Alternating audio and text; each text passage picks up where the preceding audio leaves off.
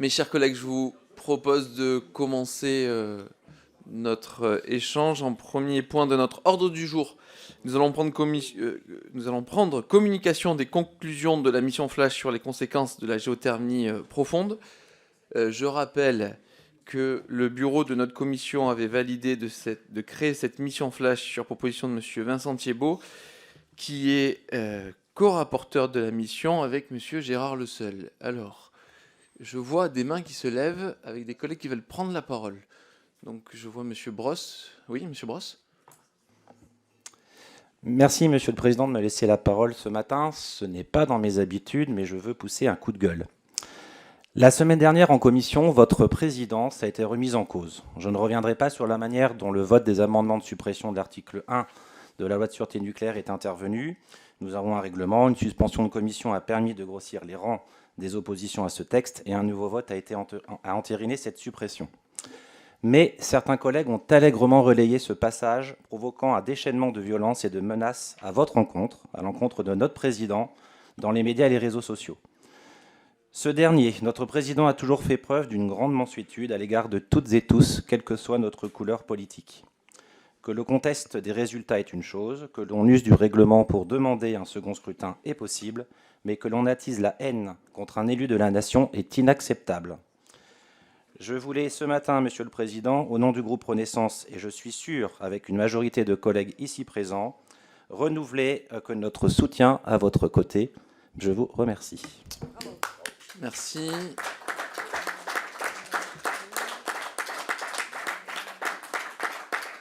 J'ai bien vu votre main se lever, Madame Guettet. Il y avait Monsieur Millienne qui voulait prendre la parole aussi. Oui, merci Monsieur le Président. Il ne vous étonnera pas que je vais revenir effectivement sur les incidents qui ont émaillé le vote sur le texte portant fusion de l'IRSN et de l'ASN dans notre commission la semaine dernière. Je ne vais pas revenir sur le vote, je vais simplement signaler, pour avoir été à votre place quelquefois, qu'il est parfois difficile effectivement d'arriver à faire des décomptes précis, tant l'indiscipline sur certains bancs peuvent régner ici dans cette commission, et les mains se lever ou pas. Moi, je vous fais intégralement confiance sur le décompte que vous avez fait. Vous l'avez fait en toute honnêteté, comme vous l'avez toujours fait jusqu'à maintenant. Un deuxième vote a été réclamé, qui a permis de renforcer, c'est vrai, les bancs de l'opposition, et ainsi d'obtenir la suppression de l'article 1er. Dont acte, l'opposition a fait usage du règlement de l'Assemblée nationale, et là-dessus, on n'a rien à dire. Le problème, c'est qu'effectivement, cette séquence s'est retrouvée sur les réseaux sociaux à dessein et pas de manière fortuite, et a provoqué sur les réseaux sociaux un torrent de haine vous concernant, et je trouve ça particulièrement lamentable, pour une raison simple en plus, c'est que vous faites partie des présidents de commission, et je crois que même vous êtes le seul à avoir, depuis le début de l'exercice de votre mandat de président de commission, traité avec la plus grande équité et la plus grande impartialité tous les membres de cette commission, laissant plus que de raison, même parfois, la parole aux uns et aux autres, qu'ils soient de l'opposition ou de la majorité, quand on sait que beaucoup d'entre eux ne respectent absolument pas les temps de parole pourtant prévus au règlement. Vous ne leur avez jamais coupé la parole dans les discussions que nous avons pu avoir dans cette commission. Et c'est ce qui fait d'ailleurs que cette commission, Monsieur le Président, et je dois vous rendre hommage à ce niveau, est une des commissions les plus agréables de cette Assemblée nationale, dans laquelle le débat vit et vit tranquillement. Cet acte qui a été fait sur les réseaux sociaux, qui peut rappeler par certains côtés des choses de triste mémoire, je le condamne fermement. Merci. Et je pense qu'il a brisé quelque peu la confiance qu'on peut avoir les uns envers les autres. Je vous remercie, Monsieur le Président. Merci. Madame Guettet, Monsieur Thiebaut qui voulait prendre la parole, et Monsieur Ray, Monsieur Bricou. Merci, Monsieur le Président. Dans l'extrait vidéo qui est mentionné dans les interventions des uns et des autres, je l'ai déjà dit en commission la semaine dernière, il n'y avait pas de remise en cause de la présidence. Et je tiens à le redire ici. Nous avons fait un rappel au règlement parce qu'il y avait un doute sur un vote sur un sujet extrêmement important, un doute qui s'est emparé à ce moment-là de toutes les oppositions. Et notre demande, c'était de revoter sur le moment. Donc tous les arguments qui visent à dire que pendant la suspension, le quorum aurait évolué sont à mon avis fallacieux. Nous voulions revoter immédiatement et ça aurait été tout aussi simple de le faire. Je veux dire aussi que nos séances sont publiques et l'information sur les réseaux sociaux fait, je crois, partie de nos devoirs d'information, y compris quand Notre démocratie est parfois un peu foulée aux pieds. Je pense au 49.3 par exemple ici. Et c'est la responsabilité de chacun des élus d'y faire face. C'est une information de nos concitoyens et des gens qui ont voté pour nous. Quant aux menaces, je l'ai écrit au président Zulesi, donc il le sait, mais je vais le redire publiquement ici. Elles n'ont pas leur place en politique, donc je les condamne très nettement. Et nous en savons quelque chose en tant qu'insoumis, puisque nous en recevons absolument toutes les semaines. Quant au débat de fond, je pense qu'en fait, il porte sur les modalités de vote et les modalités démocratiques de cette commission. Et je pense que nous pouvons en parler de façon constructive, par exemple en réfléchissant à des modalités de vote électronique, comme c'est le cas en séance, y compris pour faciliter le travail de la présidence de la commission. Merci. Merci. Monsieur Thiébaut. Oui, merci Monsieur le Président. Je voulais intervenir au nom du groupe Horizon, mais aussi à titre personnel. Je siège à vos côtés depuis 7 ans. J'ai l'honneur d'être dans cette commission depuis 2017, d'être ici dans cette commission depuis ce 2e mandat. Je voulais vraiment apporter mon soutien, tout d'abord à titre personnel et en toute amitié. L'objet des attaques dont vous faites, les attaques dont vous faites l'objet n'ont pas de nom. C'est impardonnable pour ma part. Vous attaquer, c'est mettre en cause aussi le travail que nous faisons au sein de cette commission. Nous avons toujours eu un esprit, certes, il y a des débats, et c'est normal qu'il y ait des débats, mais nous avons toujours eu un esprit constructif. Je salue aussi votre travail en tant que président pour permettre à chaque groupe de pouvoir s'exprimer en l'égalité des uns des autres. Et sincèrement, j'ai entendu la prise de parole de Mme Guettet. Je salue sa prise de parole, cette clarification. Mais sur la communication qui est faite sur les réseaux sociaux, il y a beaucoup d'ambiguïté et ça a certainement été à la source de toutes les violences dont a fait l'attaque notre président. Et au-delà même, attaquer notre président, c'est attaquer cette commission, c'est nous attaquer et c'est attaquer l'institution de l'Assemblée nationale. Donc voilà, tout le monde se soutient et une véritable colère vis-à-vis de ce qui s'est passé. Merci. Merci, Monsieur Briclou. Oui, je parle. Promis, j'y suis pour rien sur le micro. Hein. Et essayez là. C'est Monsieur Ray. Voilà, c'est bon. Juste, Monsieur Ray, vous avez votre micro d'allumé? Oui, mais c'est pour l'aider. Ah d'accord. Bon, je vais me rapprocher de Monsieur Ray. Oui, je parle à titre personnel et bien sûr au nom du groupe Lyot. Nous apprécions la manière dont vous dirigez notre commission, hein, d'une manière objective, courtoise et j'oserais même dire amicale, en respectant les points de vue des uns et des autres. Ça ne pose aucun problème. Je confirme qu'il est parfois difficile de faire un comptage. Moi-même, ça m'arrive de ne pas lever la main la première fois ou de la lever la deuxième fois. Je pense qu'il peut y avoir quelques problèmes. Et puis je déplore, comme il a été dit, que cet incident ait été divulgué et amplifié sur les réseaux sociaux. Enfin, vous avez toute notre confiance. Merci, Monsieur Ray. Oui, Monsieur le Président, ce qui s'est passé la semaine dernière, je crois, ne doit pas être exagéré. Nous étions présents avec mes collègues Vatin et Bonny. On a vu que le vote était extrêmement serré. De toute façon, ce qui s'est passé n'aurait pas dû donner lieu à, je dirais, à ces insultes qui ont été mises sur les réseaux sociaux. On parle quand même de magouille, ce sont des termes forts.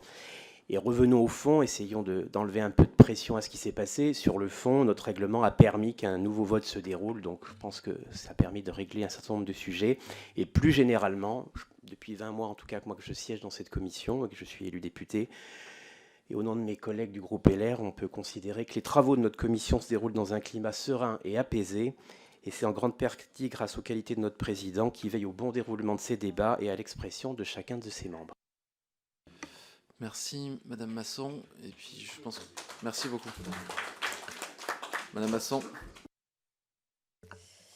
Oui, Monsieur le Président, je parle évidemment au nom de mon groupe et en mon nom personnel. Je condamne fermement toute attaque envers un élu, envers un membre de cette commission et envers toute personne qui se fait broyer sur les réseaux sociaux. Comme hélas, nous en sommes tous victimes aujourd'hui quand on fait de la politique. Ça n'a rien de nouveau. Ça n'a rien de neuf, n'ayons pas l'air quand même trop étonnés de cette situation. Je pense que je rejoins mes collègues qui disent que vous gérez cette commission de manière plus que convenable dans la tenue des débats. Et je crois que c'est justement pour ça qu'il y a eu peut-être ce mouvement et cet effet un peu choc où on n'a pas compris pourquoi on n'a pas pu revoter tout de suite, ce qui effectivement aurait mis la situation claire immédiatement.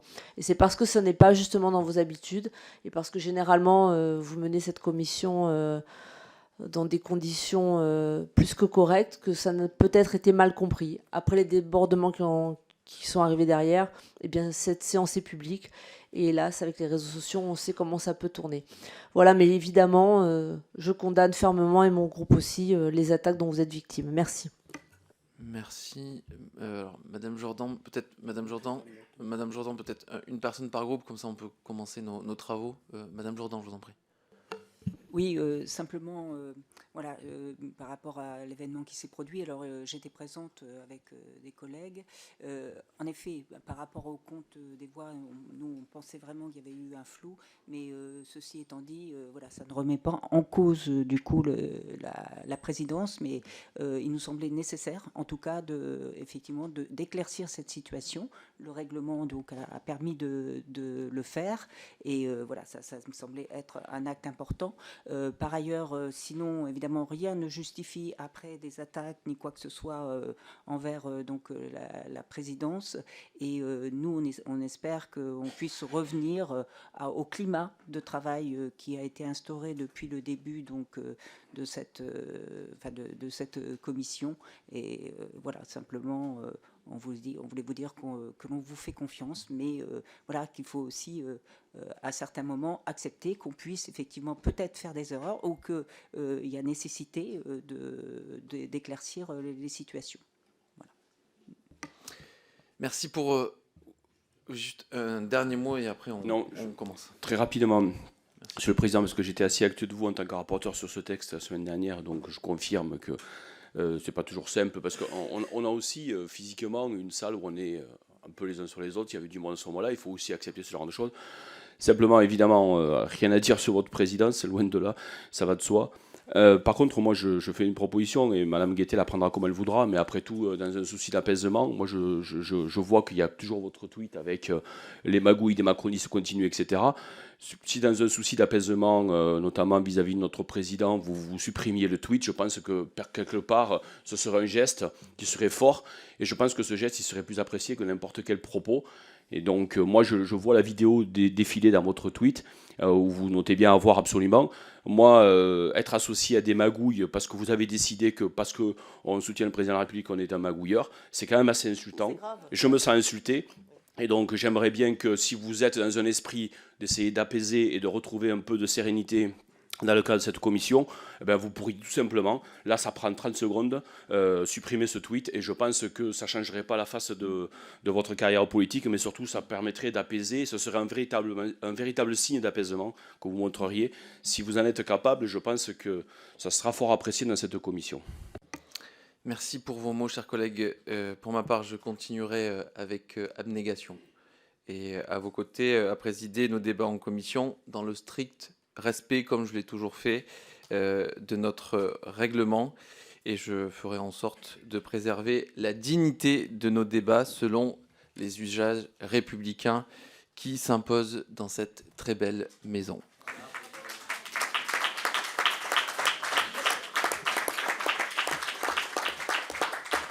Merci. Sans plus attendre, chers collègues, je vous laisse la parole pour présenter ce qui est de plus important, le contenu de nos travaux. Je vous en prie. Merci, monsieur le Président. Mes chers collègues, notre commission de développement durable et d'aménagement de territoire nous a désigné le 7 novembre dernier, co-rapporteur avec mon collègue Gérard Le Seul, pour mener une mission d'information flash portant sur les conséquences de la géothermie profonde.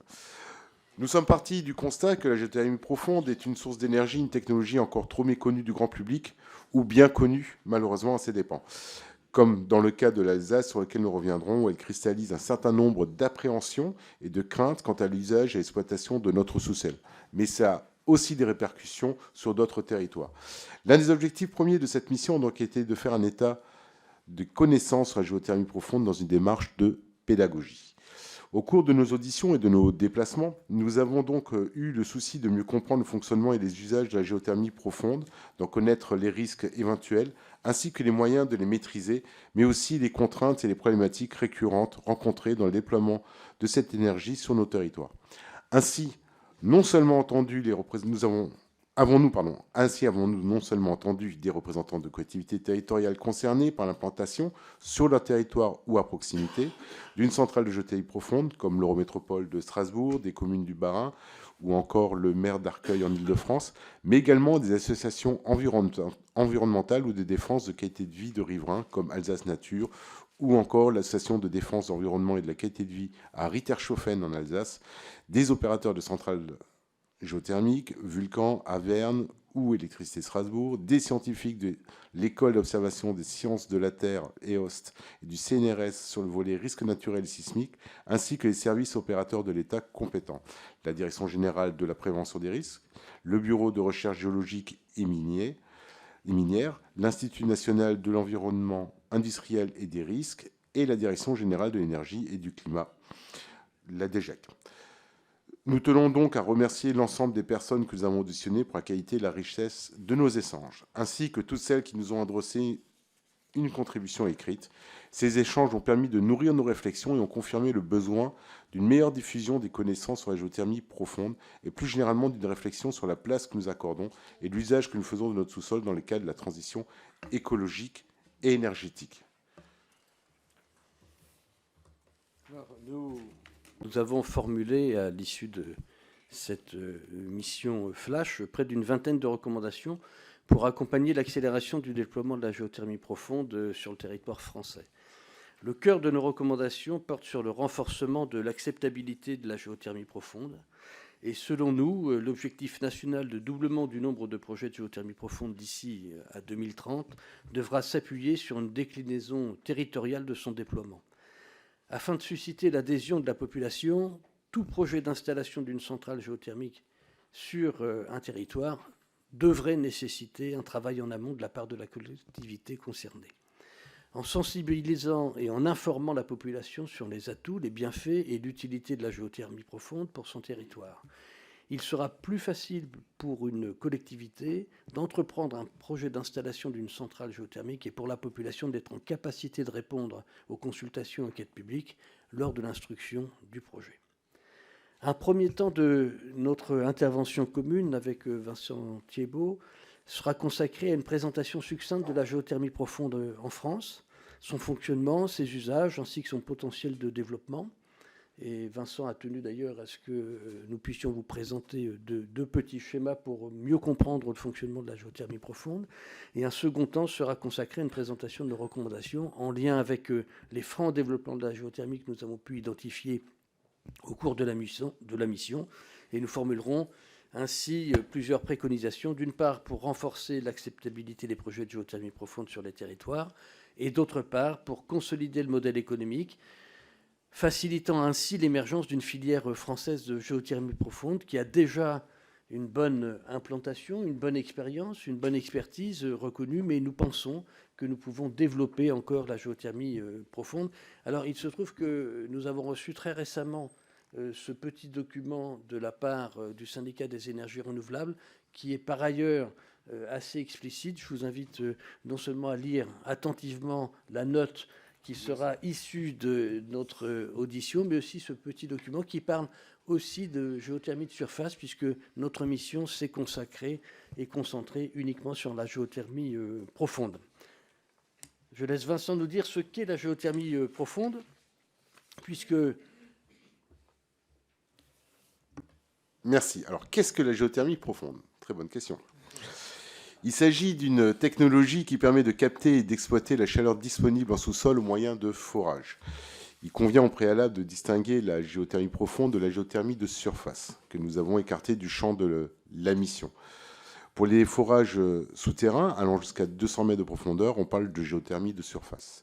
Lorsqu'on l'on fore au-delà de 200 mètres, on parle alors de géothermie profonde. En France, le système de chauffage, mais c'est en lien, s'effectue généralement par un système dit de doublé géothermique. Vous voyez ici le petit schéma qui vous est projeté.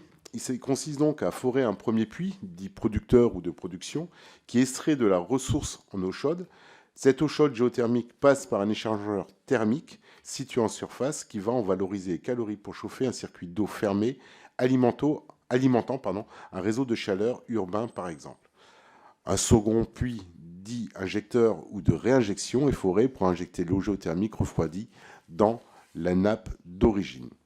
Alors vous le voyez ici sur le schéma, ce qui est intéressant de voir aussi le schéma qui vous est projeté, c'est de voir aussi qu'une centrale géothermique, en termes d'impact de surface, est assez limitée en termes d'occupation de terrain.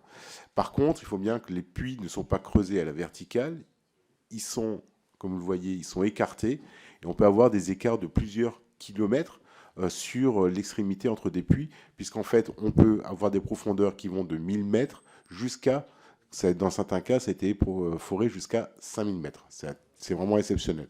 Mais pour vous donner un peu l'idée, effectivement, de l'étendue qu'il peut y avoir, effectivement, sur le forage. Si je puis juste me permettre, Vincent, nous pouvons avoir au sein de cette pièce les deux départs de puits. C'est-à-dire que l'emprise foncière d'un forage, finalement, est extrêmement limitée, ce qui permet d'ailleurs d'avoir une implantation en zone urbaine relativement facile. La vraie difficulté est ensuite, comme vient de le dire Vincent, l'éloignement de ces deux puits de forage qui peuvent avoir effectivement des distances très importantes. Ce qu'il faut bien assimiler aussi, c'est que l'eau géothermale qui est remontée, en fait, elle est en circuit fermé. Et l'échange de chaleur, puisque l'une des principales utilisations que nous avons en France métropolitaine, mais ce n'est pas la seule utilisation qu'on pourra avoir, c'est effectivement les réseaux de chaleur. En fait, nous avons des échangeurs qui permettent de réchauffer un autre circuit fermé, qui est le réseau de chaleur. Ce qui est assez remarquable, c'est de voir que les échangeurs, nous avons une perte d'1 degré maximum. Ce qui est assez remarquable sur la qualité aussi et sur l'efficacité de la transition de la chaleur. Donc l'un des principaux usages de la géothermie, donc bien la production de chaleur. Mais il ne s'agit pas du seul usage de la géothermie profonde. En réalité, ces usages sont multiples et vont dépendre de la composition géologique du sous-sol et des besoins existants en surface. C'est pourquoi il serait plus juste de parler des géothermies profondes. Il n'y a pas une seule typologie de géothermie, puisque à chaque fois, nous sommes liés à la typologie géologique du lieu où elle a été exercée. Plutôt que donc je disais des géothermies profondes, plutôt que de la géothermie profonde. Un autre point aussi de facteur pour déterminer l'usage qui pourrait être fait de la géothermie profonde est le gradient géothermique, qui désigne l'augmentation de la température du sous-sol avec la profondeur. Ce gradient n'est pas uniforme sur tout le territoire et dépend donc, comme je le disais, du contexte géologique. Ainsi, en France hexagonale, par exemple, dans le bassin parisien, la température augmente de 3 à 4 degrés par 100 mètres, alors qu'en Outre-mer, comme en Guadeloupe, qui est située en zone volcanique, la température augmente de plusieurs dizaines de degrés par 100 mètres. Dans la nappe de ce qu'on a... Concrètement, ça signifie qu'en forant environ 1500 mètres dans la nappe du Dogger en Île-de-France, alors Dogger, c'est une couche donc aquifère sur laquelle nous allons chercher l'eau géothermale.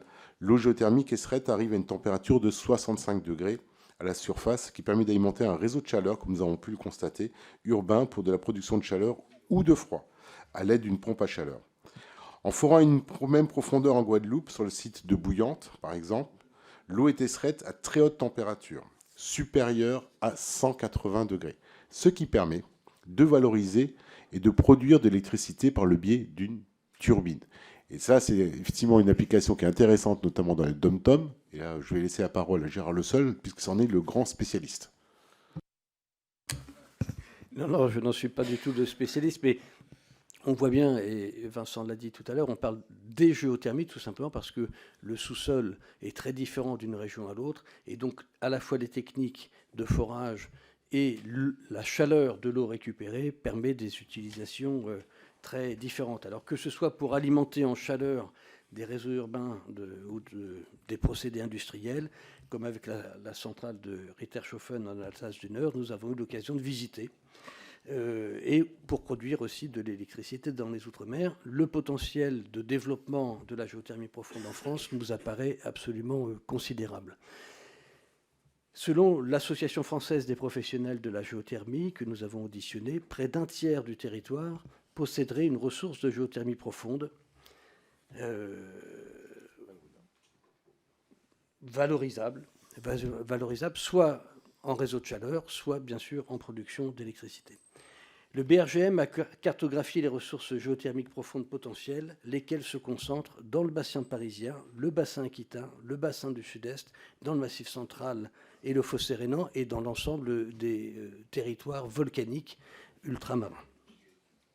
Vous avez dans la petite note une carte, vous aurez dans la note une carte qui permet d'avoir cette visualisation des potentiels en France. Et actuellement, nous avons 79 centrales de géothermie profonde en service, dont 58 se trouvent en Île-de-France. Si vous vous promenez en Île-de-France, vous ne pouvez pas nécessairement voir l'ensemble de ces équipements parce que, comme nous l'avons dit tout à l'heure, l'emprise foncière est extrêmement limitée.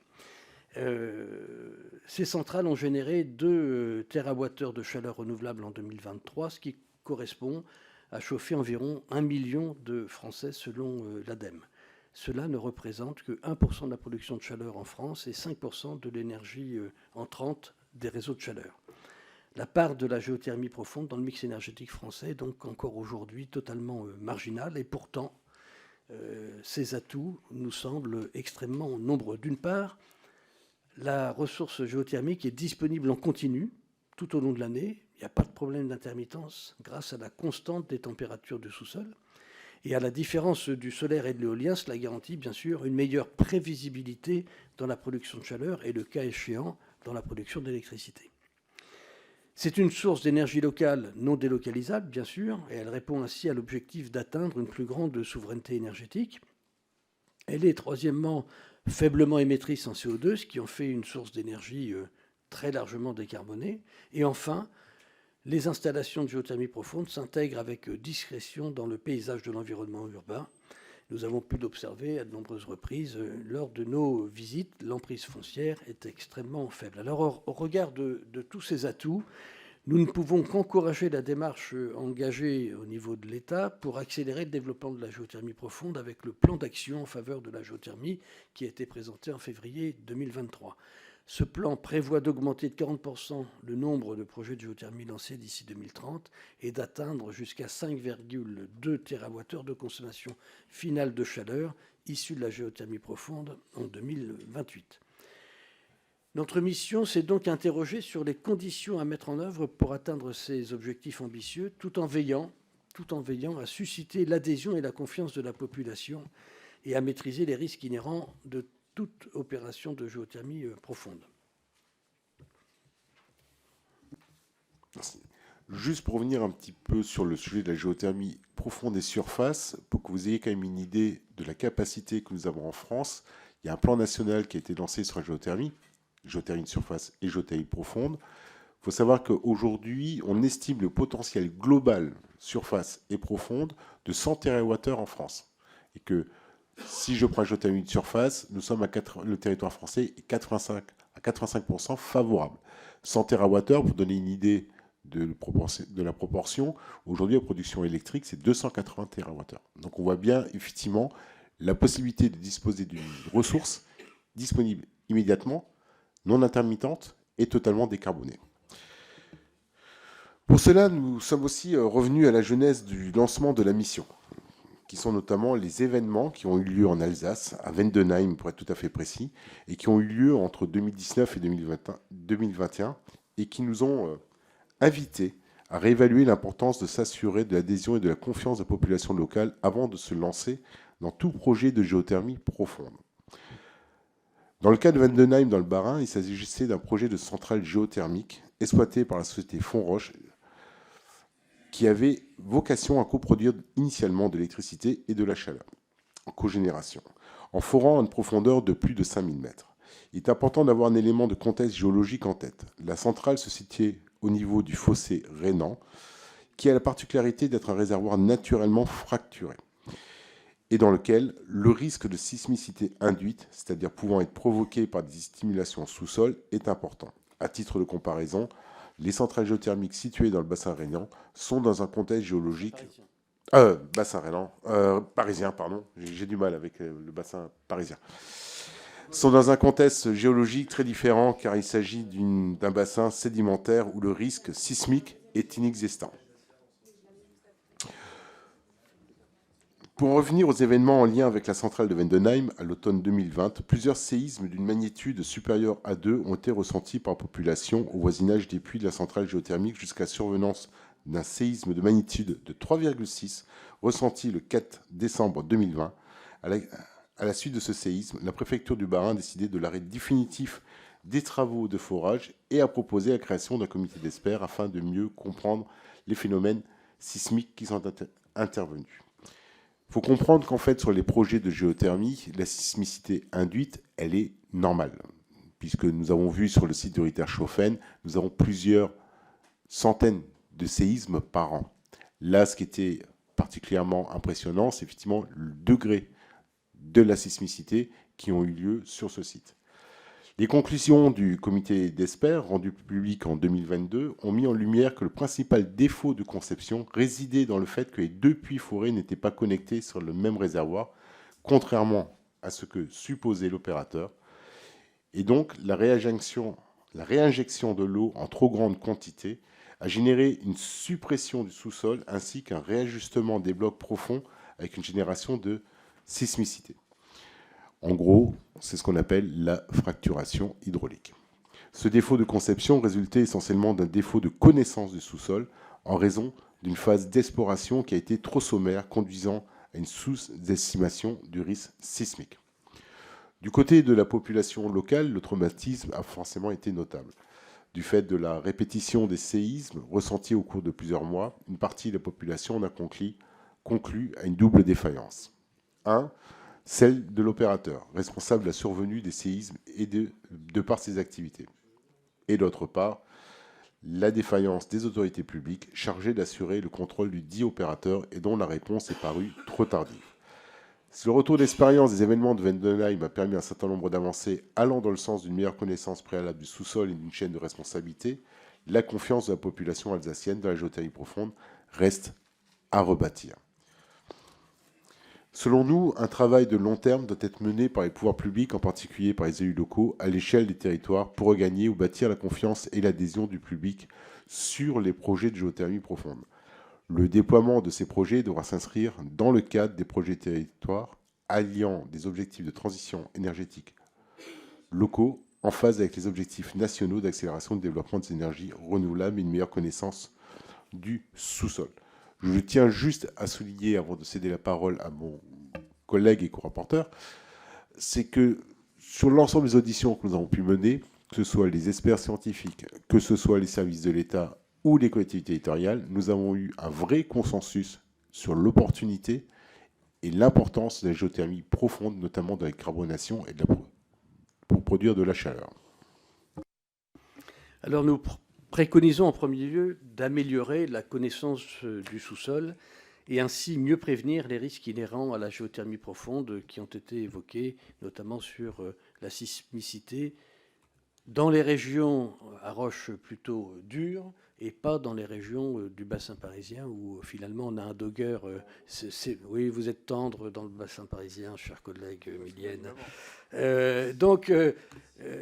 Nous proposons tout d'abord de renforcer la cartographie et d'identifier les aquifères profonds potentiels à valoriser en France. Et une carte de connaissance du sous-sol devra être mise à disposition des collectivités locales, de l'État bien sûr, et des différentes collectivités publiques. Le BRGM, que nous avons auditionné, nous a indiqué avoir entamé ce travail de cartographie à l'échelle régionale, où l'objectif est de synthétiser et d'analyser les données existantes pour discerner les zones les plus favorables a priori en termes de disponibilité de ressources.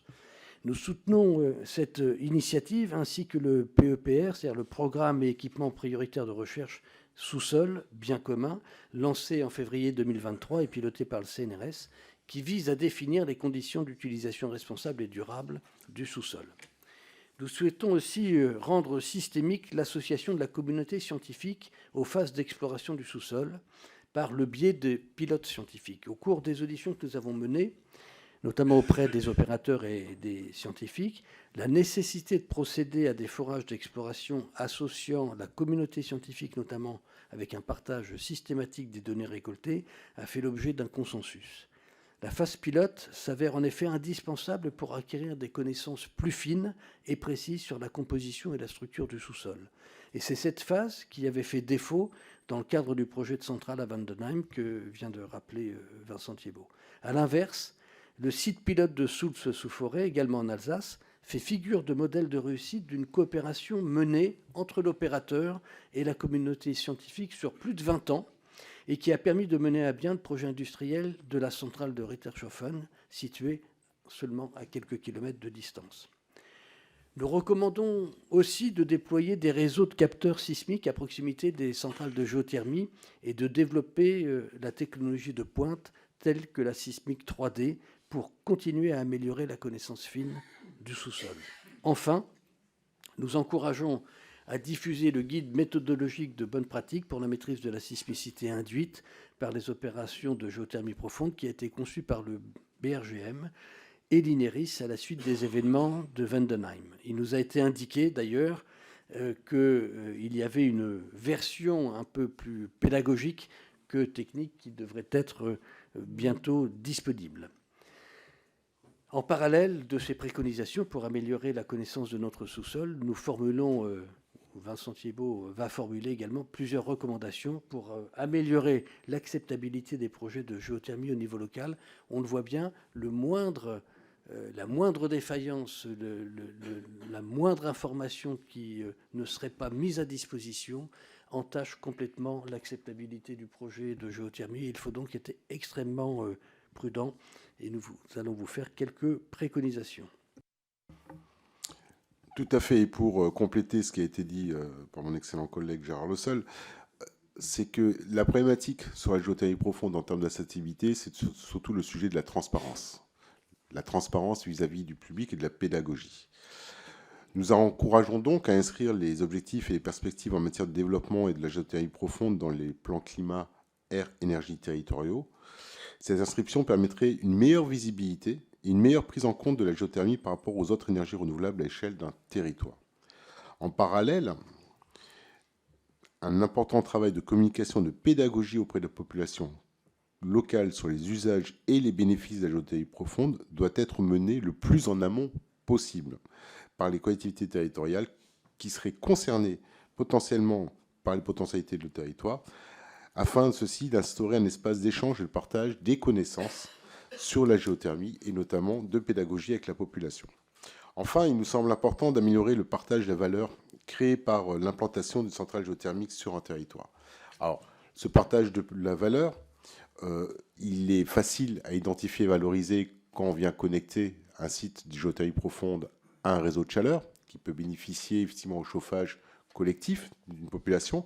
Il est plus facilement valorisable pour une collectivité territoriale, pour une population, quand c'est lié à un usage purement industriel, comme c'est le cas sur le site de Rittershofen.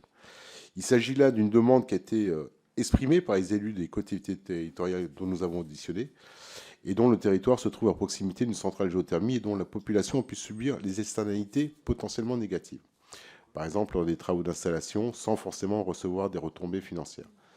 Si je prends dans le cas, comme je le disais, effectivement, si la centrale sert à alimenter une industrie ou une zone industrielle.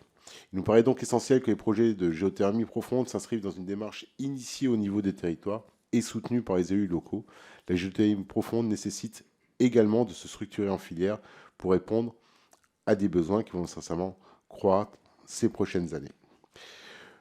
Nous allons effectivement vous voir sur le schéma pour que vous ayez un peu une idée. On y reviendra peut-être tout à l'heure, mais juste pour illustrer, pour la problématique, comprendre comment se passe un projet de géothermie profonde.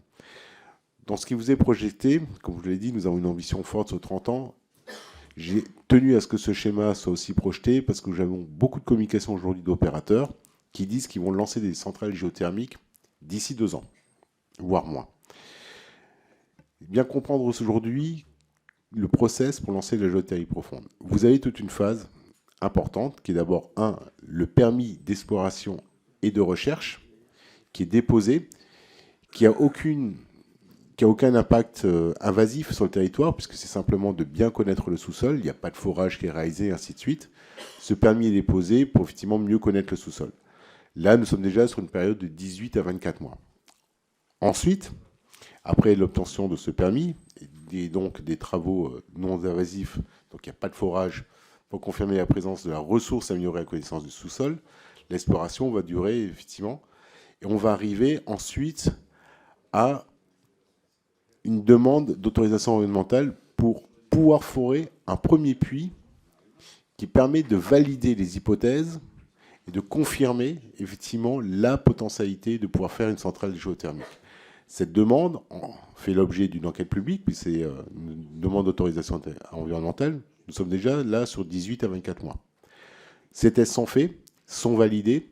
Une fois que c'est validé, vient ensuite la demande d'exploitation.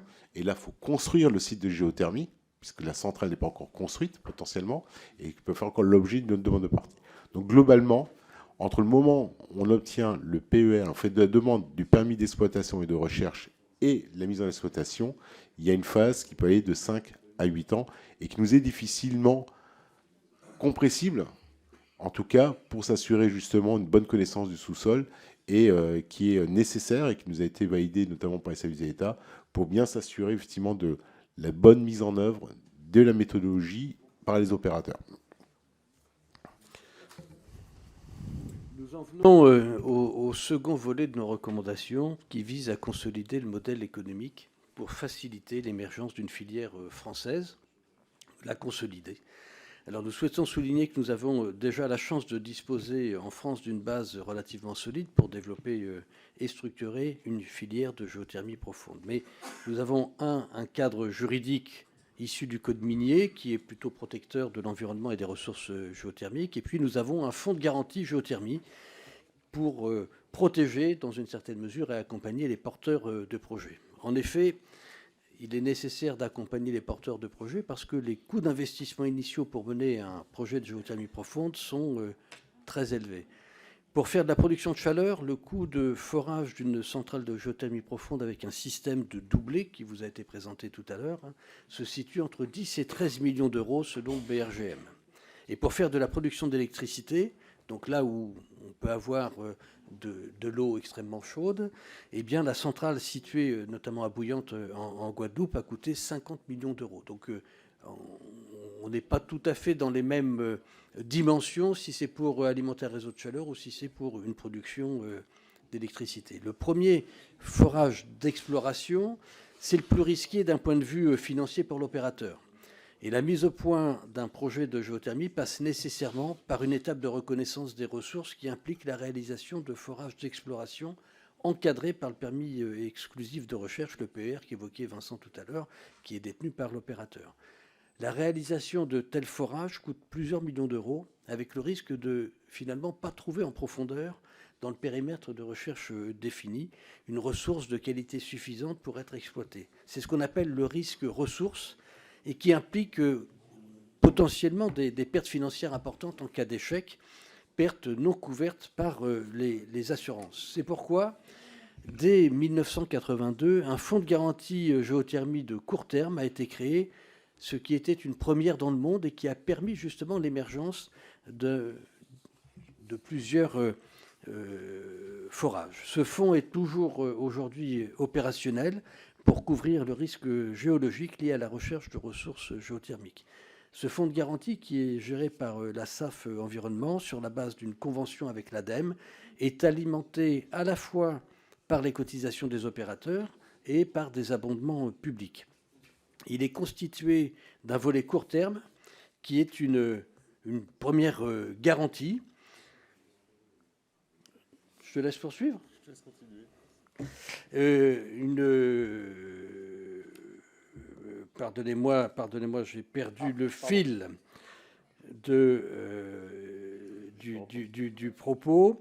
Et ce volet court terme, donc, qui est la garantie pour la réussite du premier forage, est accompagné d'un volet long terme sur une durée de 20 ans d'exploitation, qui est une garantie sur la pérennité de la ressource et les dommages sur les installations. Ce dispositif ou ces deux dispositifs de garantie ont joué un rôle déterminant dans le développement de la géothermie profonde en France.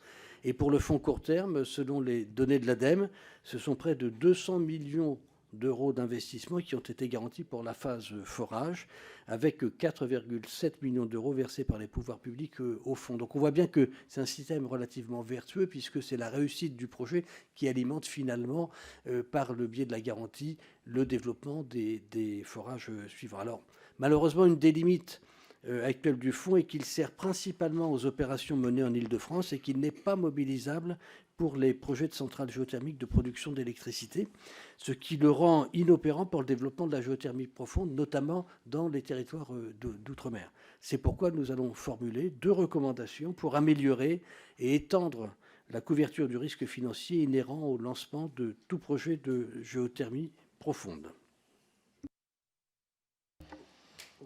Alors, effectivement, par rapport à ce dispositif, donc sur les 2 recommandations, la première, c'est augmenter et d'étendre le fonds de garantie de géothermie. Nous soutenons donc l'objectif de quadruplement du fonds d'ici 2030, qui est affiché dans le cadre de la PPE, et de couverture des investissements à hauteur de 90% en cas d'échec des forages profonds sur l'ensemble du territoire hexagonal. Le montant maximum d'indemnisation par projet pourra s'élever à 17 millions d'euros. Ensuite, deuxième recommandation, c'est mettre en place un dispositif financier de couverture du risque, notamment du risque ressources en Outre-mer. Un travail est actuellement effectué conjointement par l'ADEME et la Commission de régulation de l'énergie, qui devrait permettre d'y parvenir pour les futurs projets de géothermie profonde d'ici 3 à 6 mois. Juste à souligner que sur les fonds de garantie, les opérateurs en cours cotisent, ce qui permet d'alimenter le fonds. Ce n'est pas principalement de l'argent public. Un autre domaine, une autre contrainte de la géothermie profonde est l'indispensable adéquation entre l'emplacement du forage réalisé pour extraire de la ressource géothermique et la localisation du besoin de chaleur en surface. En effet, on ne peut pas transporter l'eau chaude sur de longues distances afin que le projet de centrale géothermique soit rentable et utile sur le territoire. La centrale doit être située à proximité, soit d'un réseau de chaleur existant ou futur, soit d'une industrie consommatrice de chaleur. D'où l'importance d'améliorer la connaissance du sous-sol et de l'emplacement précis des réservoirs de ressources géothermiques potentielles, comme nous l'avons déjà évoqué au début de nos propos. Et je permets juste de faire un petit focus, parce qu'actuellement, notamment, on en parle un peu au niveau national, mais on en parle beaucoup sur le territoire alsacien. On parle beaucoup de géothermie en associant avec la ressource lithium. Et on en reparlera un peu plus loin. Il nous semble indispensable aujourd'hui qu'un projet géothermique, son usage principal doit être la production d'énergie. Tout le reste, ce sont que des potentialités éventuelles qu'on peut avoir sur les géothermiques. Mais l'usage doit être l'usage chaleur, l'usage énergétique doit être la première raison d'être d'une centrale géothermique. Nous sommes convaincus que pour garantir la meilleure adéquation possible entre la disponibilité des ressources géothermiques, le déploiement de nouvelles centrales de géothermie et la prise en compte des besoins au niveau des territoires, l'émergence d'une filière professionnelle de géothermie profonde est indispensable. La filière devra se structurer autour d'une gouvernance clarifiée, au sein de laquelle la coopération entre les parties prenantes est encouragée avec un accompagnement financier du pouvoir public renforcé. En premier lieu, pour clarifier la gouvernance de la filière, nous recommandons une clarification des rôles et de la responsabilité de chaque personne impliquée dans un projet de géothermie profonde. L'observation et classification de la sismicité induite par l'activité revient aux scientifiques. Le lancement d'un nouveau projet de géothermie aux activités territoriale, la réalisation et la responsabilité de la centrale à l'opérateur, et enfin le contrôle administratif et le pouvoir de police, notamment de la police des mines, au préfet. Pour cela, une structuration de la filière au niveau régional, avec la mise en place d'un réseau de référents et d'experts en géothermie auprès des services de l'État, notamment de la préfecture et des DRIAL, doit être engagée. Il s'agit ici d'un retour d'expérience de la préfecture du Bas-Rhin, suite aux événements de Vendenheim. La mise à disposition d'un comité d'experts en géothermie permettrait d'éclairer la prise de décision de l'autorité publique dans son rôle de police des mines. Une évolution de la police des mines mériterait également d'être entreprise pour permettre au préfet d'ordonner un arrêt définitif des travaux, notamment si la préservation de la sécurité des biens et des personnes est durablement menacée par l'exploitation géothermique. Ce qui n'est pas encore tout à fait clair et explicite dans le code minier actuellement. En deuxième lieu, afin de favoriser la coopération entre les parties prenantes, nous préconisons D'une part, l'installation d'un observatoire de la filière de géothermie profonde. Cet observatoire permettrait de réunir et de fédérer en un seul lieu scientifiques, opérateurs, collectivités, services, instructeurs de l'État et associations. Il aurait pour but de favoriser le partage et la mise à jour des meilleures pratiques existantes en tirant parti des retours d'expérience de chaque projet. Le BRGM s'est dit être volontaire pour animer cet observatoire. Je vais laisser Gérard nous parler des données. Oui, nous pensons qu'il faut une base de données partagées qui pourrait être créée par l'Observatoire. Et en troisième lieu, pour soutenir l'émergence de projets de géothermie profonde viables et en réponse aux besoins des territoires, nous recommandons de réaffirmer que l'objectif premier de la géothermie profonde, c'est bien la production de chaleur ou d'électricité en fonction des réalités géologiques et non pas les activités que nous pourrions qualifier de connexes comme le stockage de carbone ou comme le lithium qui était évoqué précédemment par Vincent Thiébaut. Donc pour nous, la géothermie profonde, c'est la production de chaleur ou la production d'électricité. S'il peut y avoir des activités connexes, c'est bien, mais ça ne peut pas être la cause première d'un projet de géothermie. Ainsi, nous souhaitons maintenir l'existence de 2 permis exclusifs de recherche distincts, celui pour l'exploration de la ressource géothermique et celui potentiel pour, par exemple, l'extraction de lithium. Enfin, les travaux de la mission ont permis de mettre en lumière 3 autres pistes pour accompagner l'accélération du déploiement de la géothermie profonde. Tout d'abord, nous pensons qu'il faut raccourcir le délai d'instruction pour la demande de concession. C'est le tableau que vous a présenté tout à l'heure Vincent. La demande de concession qui est la dernière phase d'instruction d'un projet de centrale de géothermie profonde. 5 ans minimum ont déjà pu s'écouler entre le lancement du projet de géothermie profonde avec la demande d'un permis exclusif de recherche délimitant un périmètre d'exclusivité pour l'opérateur et la confirmation de l'existence de la ressource en quantité et en qualité suffisante pour être exploitée.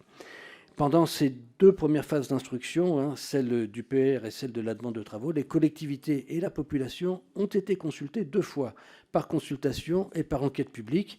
Or, la durée d'instruction d'une demande de concession qui comprend une nouvelle enquête publique peut prendre jusqu'à 3 ans. Ainsi, nous recommandons de raccourcir à 6 mois le délai pour l'instruction d'une demande de concession d'exploitation, considérant qu'il y a déjà eu les consultations précédentes. Et puis, nous proposons de renforcer la montée en compétence des services de l'État responsables de l'instruction, de l'autorisation et du contrôle des opérations de géothermie profonde.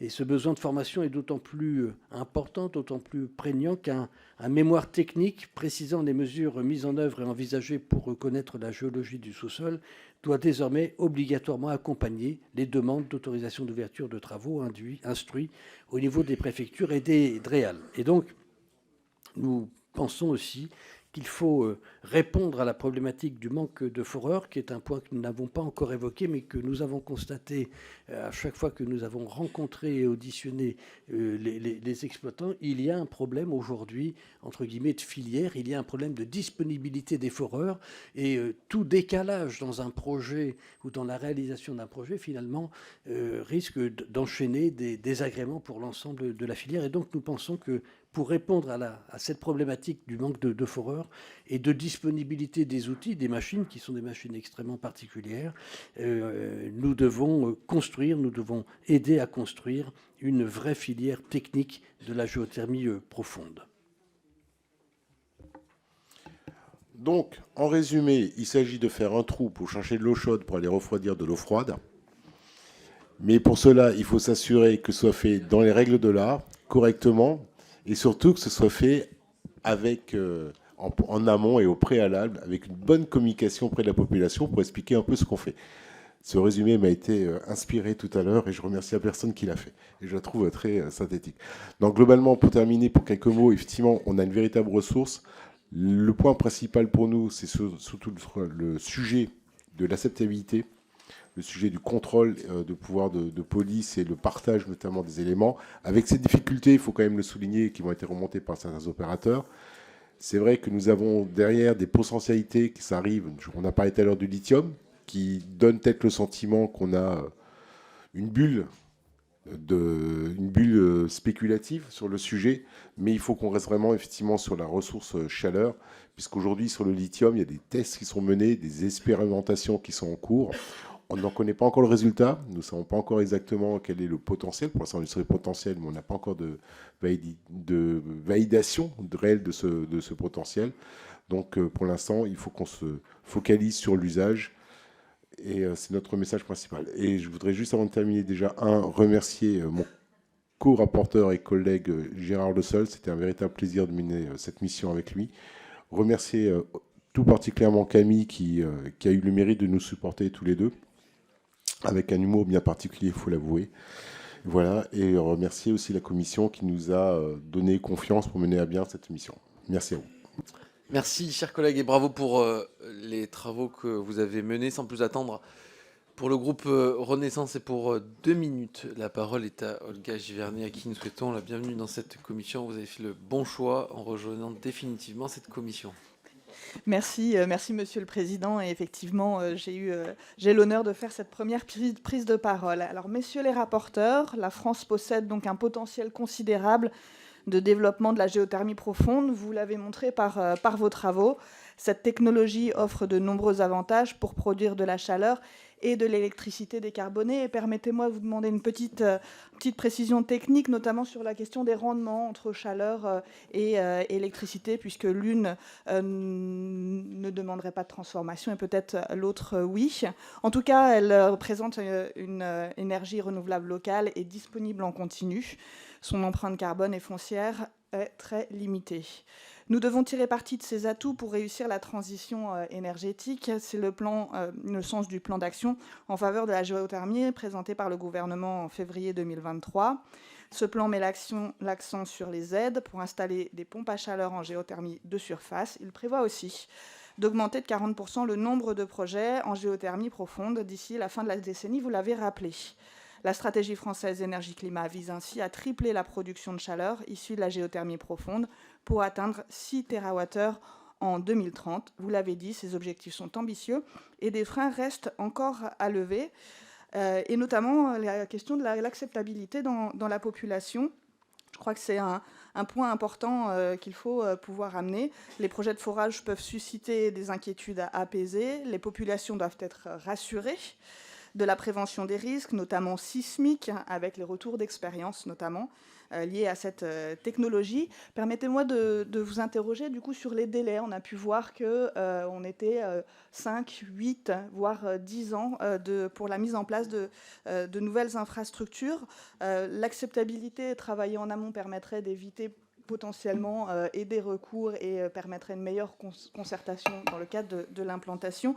Mais pouvez-vous nous donner plus de précisions sur comment peut-être réduire et simplifier ce temps? Je vous remercie. Merci beaucoup. Pour le groupe Rassemblement National, la parole est à Alexandra Masson. Oui, merci Monsieur le Président. Messieurs les rapporteurs, je tiens au nom des membres de mon groupe Rassemblement National à vous féliciter pour votre travail au cours de cette mission flash sur les conséquences de la géothermie profonde. Ayant moi-même été rapporteur d'une mission flash, je sais qu'elle répond à un souci de réactivité et présente l'avantage d'être souple dans leur installation. Elle permet de recueillir les informations lors des auditions qui répondent efficacement à des problématiques de terrain. Le Rassemblement national a toujours été favorable à la technique de la géothermie. Nous l'avons dit l'année dernière lors de la discussion sur le projet de loi relative à l'accélération des énergies renouvelables. La géothermie constitue une énergie performante, locale, disponible 24 heures sur 24, capable de produire à la fois de la chaleur, de l'électricité et du froid. À la différence de l'éolien, elle offre l'avantage d'être disponible en continu tout au long de l'année et sans intermittence. Comme vous l'avez indiqué dans votre rapport, la géothermie profonde a soulevé des inquiétudes, voire des oppositions fortes dans des territoires qui ont pu connaître des accidents tels que les séismes ressentis par la population à proximité de la centrale géothermique de Vandenheim en Alsace entre 2019 et 2020. Vous avez indiqué les recommandations pour améliorer la connaissance de cette technique et surtout rassurer les populations locales par une meilleure communication des risques inhérents à cette technique. Élu dans la région de France métropolitaine la plus soumise aux risques sismiques d'origine naturelle et dans le département des Alpes-Maritimes lui-même le plus exposé, je connais les risques inhérents à un tremblement de terre.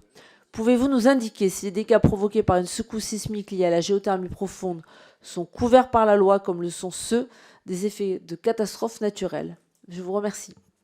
Merci pour le groupe La Française Insoumise NUPES. La parole est à Sylvie Ferrer.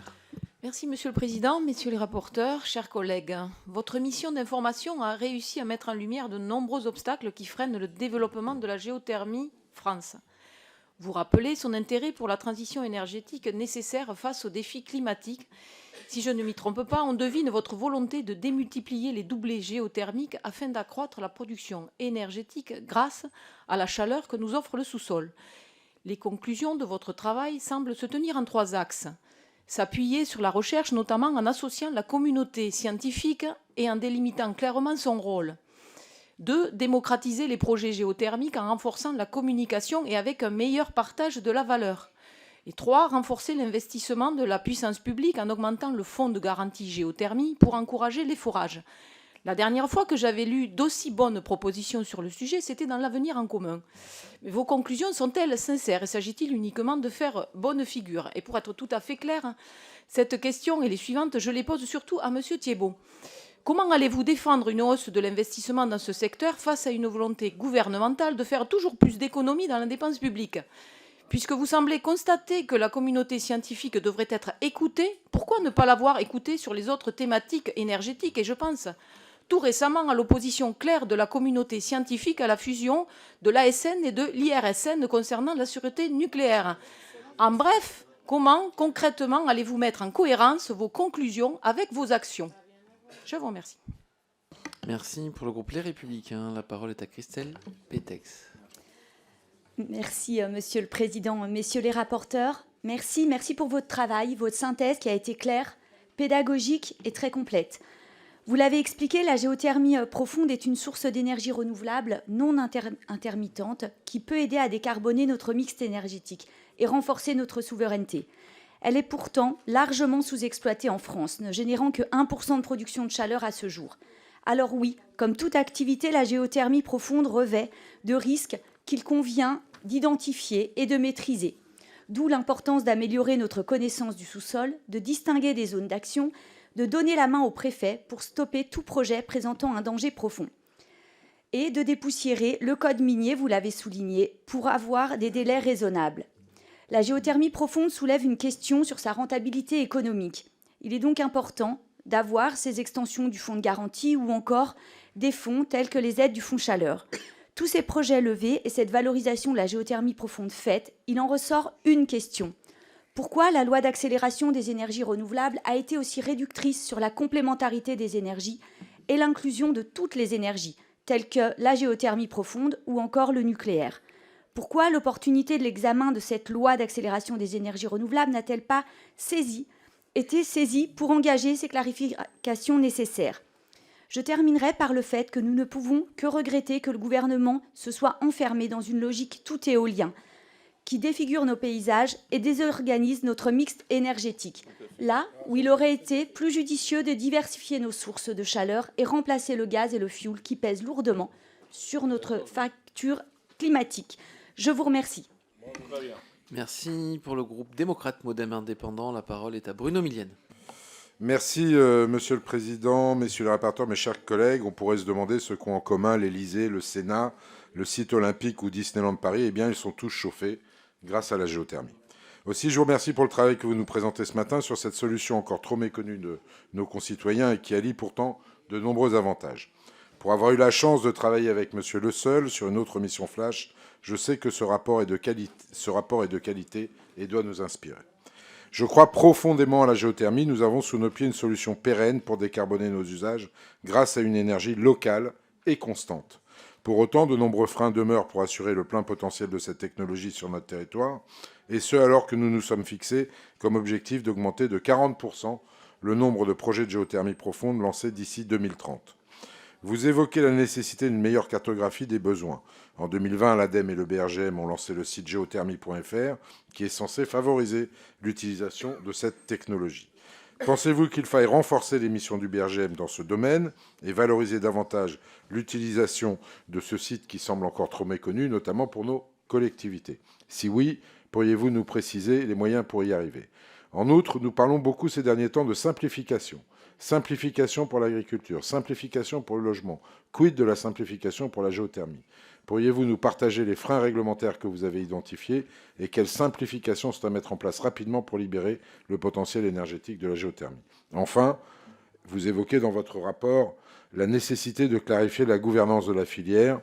Au cours de vos auditions, est-ce qu'une piste est privilégiée par les acteurs de la filière? En avez-vous une? Voilà les questions que je voulais poser. Et encore merci pour votre travail et vos réponses. Merci. Pour le groupe socialiste et apparenté, la parole est à Bertrand Petit. Merci, Monsieur le Président. Messieurs les rapporteurs, tout d'abord, je veux, au nom des élus socialistes de cette commission, saluer la qualité du travail de nos collègues Vincent Thiébaut et Gérard Le Seul. Un grand merci à vous. La géothermie profonde est une énergie d'avenir. C'est une énergie d'avenir parce que c'est une énergie renouvelable, disponible en continu, locale, décarbonée et faiblement consommatrice en ressources foncières, vous l'avez justement rappelé. Le rapport de la mission met en évidence une conviction forte. La géothermie profonde représente un potentiel immense de production de chaleur en métropole et d'électricité dans les territoires ultramarins. Ce potentiel, il faut le mobiliser pour décarboner notre mix énergétique. Au groupe socialiste y apparenté, nous recevons les conclusions de cette mission avec un grand intérêt. La mission interroge sur la sous-exploitation de la géothermie profonde dans notre pays et sur le retard qu'accumule le gouvernement sur le sujet, alors qu'il y a une urgence à décarboner notre mix énergétique et que la géothermie profonde est une des clés. Cette source d'énergie expose à des coûts d'investissement initiaux de plus de 10 millions d'euros pour une centrale pour produire de la chaleur et bien plus encore pour produire de l'électricité, jusqu'à 50 millions d'euros comme à la centrale de Bouillante en Guadeloupe. Un projet de géothermie est rentable à long terme, mais il faut assumer ses coûts d'investissement. Hier, la Cour des comptes a publié son rapport annuel dans lequel elle pointe le mur d'investissement qui est devant nous pour financer la transition climatique. Pourtant, à rebours des besoins d'investissement public qui sont très importants en la matière, le gouvernement prépare des coupes budgétaires supplémentaires. Le groupe socialiste refuse que la géothermie profonde soit sacrifiée sur l'autel de la cure d'austérité à laquelle Bruno Le Maire veut nous soumettre. La France doit investir dans cette source d'énergie renouvelable pour sa souveraineté énergétique. Le gouvernement doit y consacrer les moyens nécessaires. Je vous remercie. Merci. Pour le groupe Horizon et apparenté, la parole est à Henri Alfandari. Merci, Monsieur le Président, Messieurs les rapporteurs, chers collègues. Messieurs les rapporteurs, bravo pour votre rapport qui est tout à fait complet et qui met un certain nombre de préconisations. L'intérêt de la géothermie est pu approuver. J'aurais eu deux questions, à mon sens, importantes, qui ont déjà été soulignées. Au regard de l'urgence climatique, si la géothermie est utile et intéressante, comment pouvons-nous attendre plus de 10 ans avant d'avoir des projets qui sortent de terre? Voilà, je pense que dans ce que vous préconisez, vous avez encadré un certain nombre de choses qui doivent être vérifiées avant de faire un projet. Est-ce qu'on ne peut pas inscrire ça dans un temps beaucoup plus court pour permettre d'avoir des projets de géothermie? Il y a la question des usages connexes, même si c'est l'usage principal. S'il y a quelque chose à prendre en plus, si on parle de sobriété, pourquoi se priver de prendre le supplémentaire? Et enfin, comme globalement c'est assez basique comme technologie et qu'on est sur des technologies de forage, est-ce que ce que l'on apprend sur la géothermie et ce qu'on met en place sur la géothermie pourrait être utile si demain le potentiel d'hydrogène blanc se confirmait? Merci. Pour le groupe écologiste NUPES, la parole est à Lisa Bellouco. Merci, Monsieur le Président. Messieurs les rapporteurs, déjà je tiens à vous remercier pour votre travail. Pour lutter efficacement contre le réchauffement climatique, il n'y a pas de recette miracle. Il faut investir dans les énergies renouvelables et réduire drastiquement notre consommation énergétique. À cet égard, la géothermie peut présenter plusieurs avantages. Elle est bas carbone, rejetant 9 fois moins de CO2 que le gaz, et elle est bon marché, divisant par 2 la facture de chauffage des particuliers. La géothermie profonde soulève néanmoins des problèmes sociaux et techniques, comme le souligne le compte-rendu de votre mission Flash. Pour les limiter, et comme vous le défendez, il faut étendre notre connaissance géologique et industrielle, renforcer les contrôles des projets, ne pas éluder les risques. Néanmoins, à la lecture de votre rapport, je note quelques points d'attention et évoquer l'idée de raccourcir le délai d'instruction pour l'autorisation de la demande de concession. S'agit-il de détricoter toujours plus le code de l'environnement et de réduire encore la concertation des populations concernées? À mes collègues de la majorité, je voudrais dire que pour accélérer la transition écologique, il vaudrait mieux ne pas retirer 2,1 milliards d'euros du budget de la transition écologique, comme l'a fait Bruno Le Maire il y a quelques jours. Sur l'évolution de la police des mines et la mise en place d'une autorité de régulation nationale de la géothermie profonde. Nous savons, et c'est documenté, ce n'est pas de moi, que les préfets effectuent des arbitrages en majorité en faveur des intérêts économiques plutôt que des intérêts environnementaux et pour la santé de nos concitoyens. Aussi, je pencherai plutôt en faveur d'une autorité de régulation indépendante, comme je le propose d'ailleurs pour les risques industriels en général. Enfin, sont absents du rapport les risques que fait peser la géothermie sur l'eau. Les forages peuvent pourtant, en cas d'accident ou de mauvaise réalisation, conduire à des fuites dans les aquifères ou relier les aquifères entre eux, ce qui peut contaminer les nappes dont nous extrayons l'eau potable. Avez-vous pu aborder ce sujet lors de vos auditions ? Quoi qu'il en soit, l'enjeu principal est de développer la géothermie dans un cadre démocratique, sécurisé et respectueux de l'environnement, tout en réduisant au global notre consommation énergétique. Et c'est globalement ce que vous recommandez. Merci. Pour le groupe Gauche démocrate et républicaine, la parole est à Édouard Bénard. Merci Monsieur le Président, chers collègues. Je tiens à remercier Gérard Le Sol et Vincent Thiébaut à mon tour pour ce travail sur les conséquences de la géothermie profonde. Comme nous le savons, les réseaux de chaleur sont aujourd'hui fortement dépendants des énergies fossiles et de la biomasse. Ils sont alimentés à 37% par des énergies fossiles, principalement du gaz, à 24% par la biomasse et à 27% à partir de la combustion des déchets en unités de valorisation énergétique. Nos objectifs de décarbonation nous imposent de recourir à l'avenir de manière croissante aux pompes à chaleur, en particulier les pompes à chaleur géothermiques de surface, ainsi que de développer toutes les potentialités de la géothermie profonde. Les atouts des géothermies profondes sont effectivement considérables. C'est une énergie faiblement émettrice, non intermittente, dont les coûts de production sont faibles et dont les installations sont économes en foncier, au contraire de l'énergie solaire ou éolienne. En témoigne la démonstration faite par notre collègue Gérard Le Sol tout à l'heure. En dépit de ces atouts, la géothermie ne représente qu'1% de la consommation de chaleur en France. La stratégie française énergie-climat vise un triplement de la production de chaleur issue de la géothermie profonde pour atteindre une production de 6 TWh en 2030, mais le potentiel est plus considérable encore. Le rapporteur Thiébaut évoquait un potentiel de 100 TWh.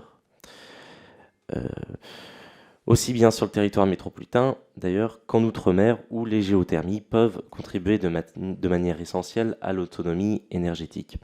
Il faut pour cela lever un certain nombre d'obstacles, vous en identifiez deux. L'acceptabilité des projets sur les territoires susceptibles de connaître des phénomènes de sismicité induite, comme ce fut le cas à Vendenheim, d'une part, et la consolidation du modèle économique, d'autre part.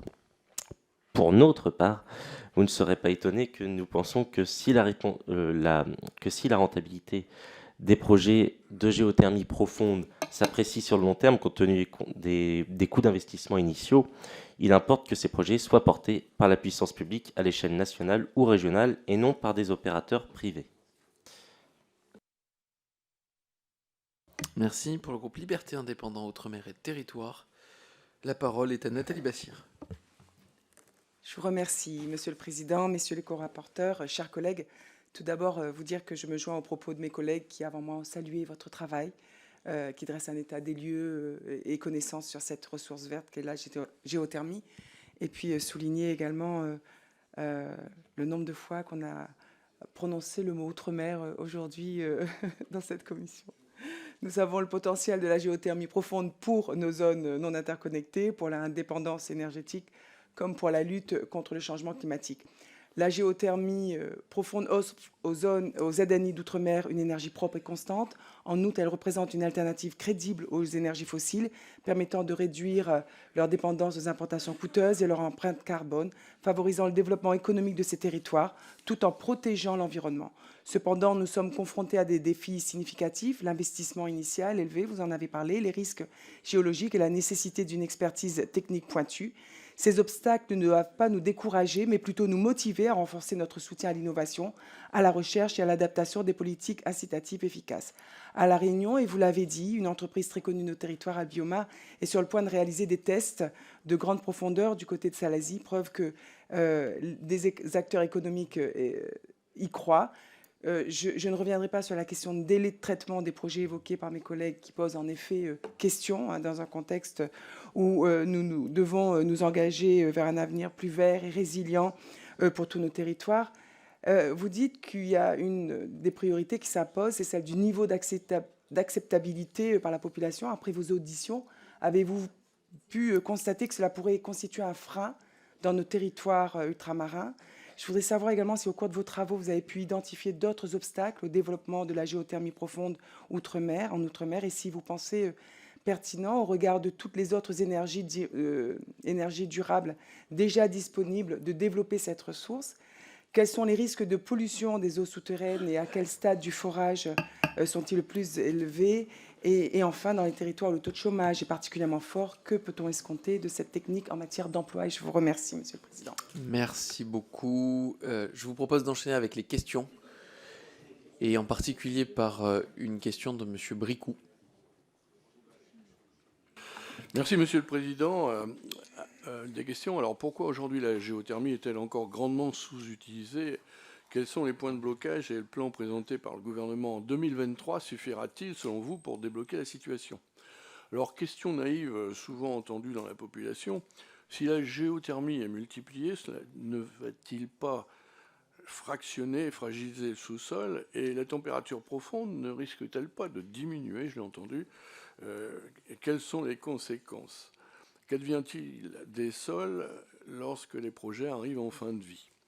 Aujourd'hui, combien d'installations sont en place? Y a-t-il des réticences particulières à l'installation de cette technologie dans certains secteurs bien précis? Et à quoi sont-elles essentiellement dues? Que préconisez-vous en amont pour s'assurer le plus possible d'éviter les nuisances liées à ces installations?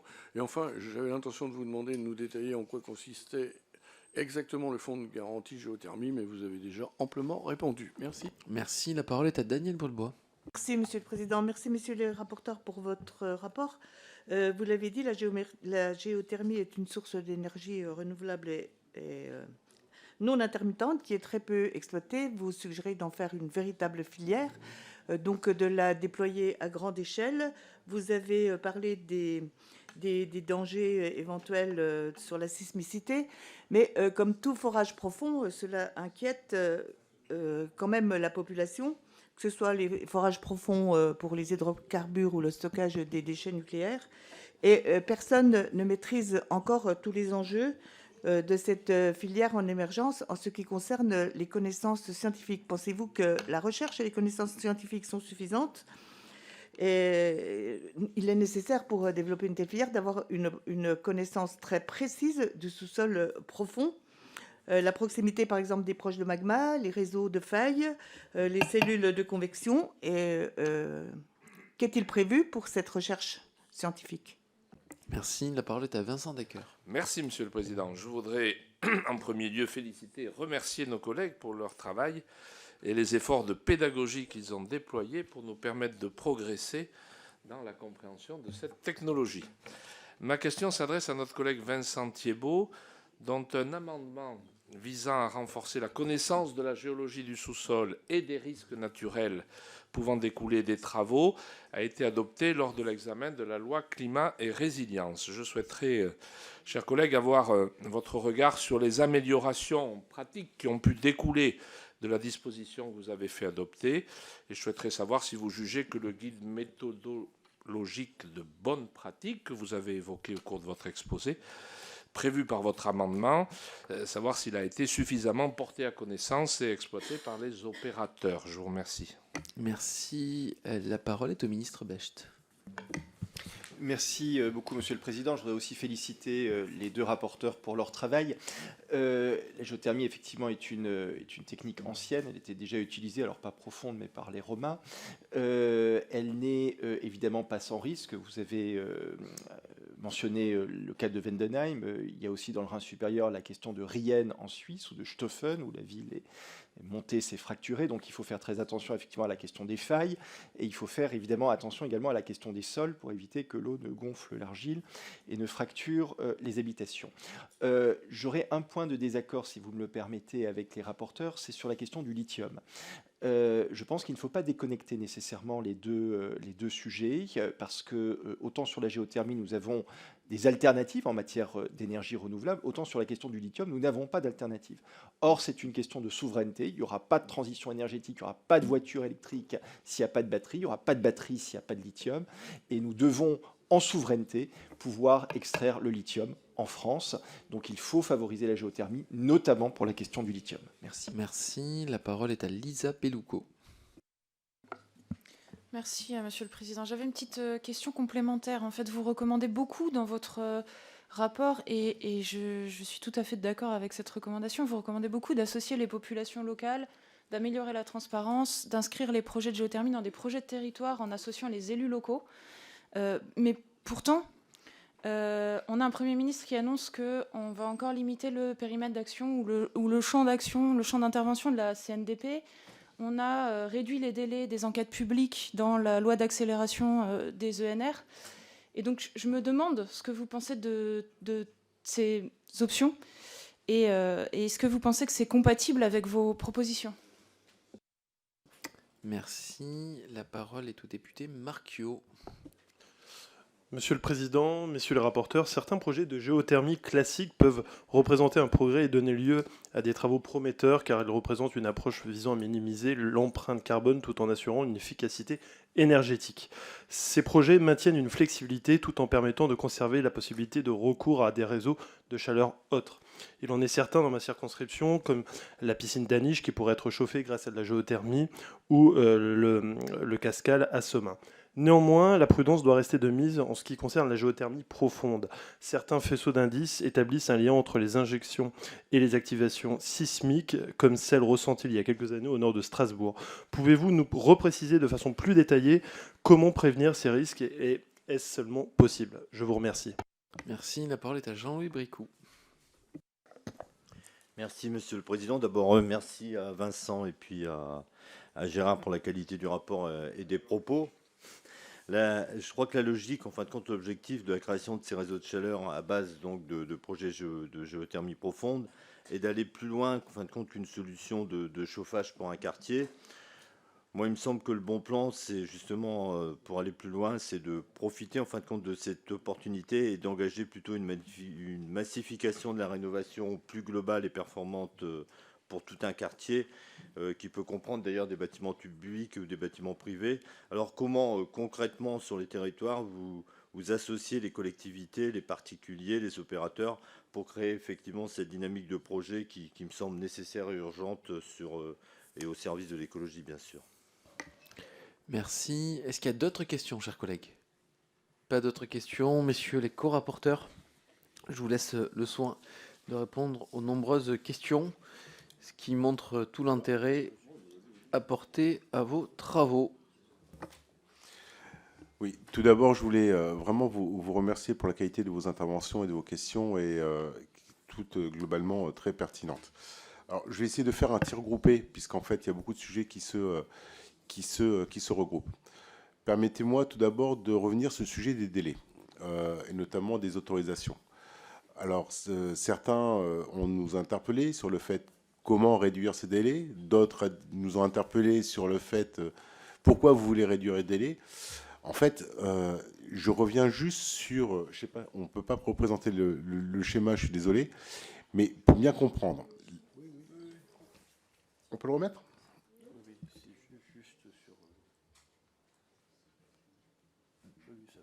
D'accord. En fait, pour bien comprendre la problématique, voilà, si vous voyez le schéma, vous avez une première phase qui est la phase de permis d'exploration et de recherche.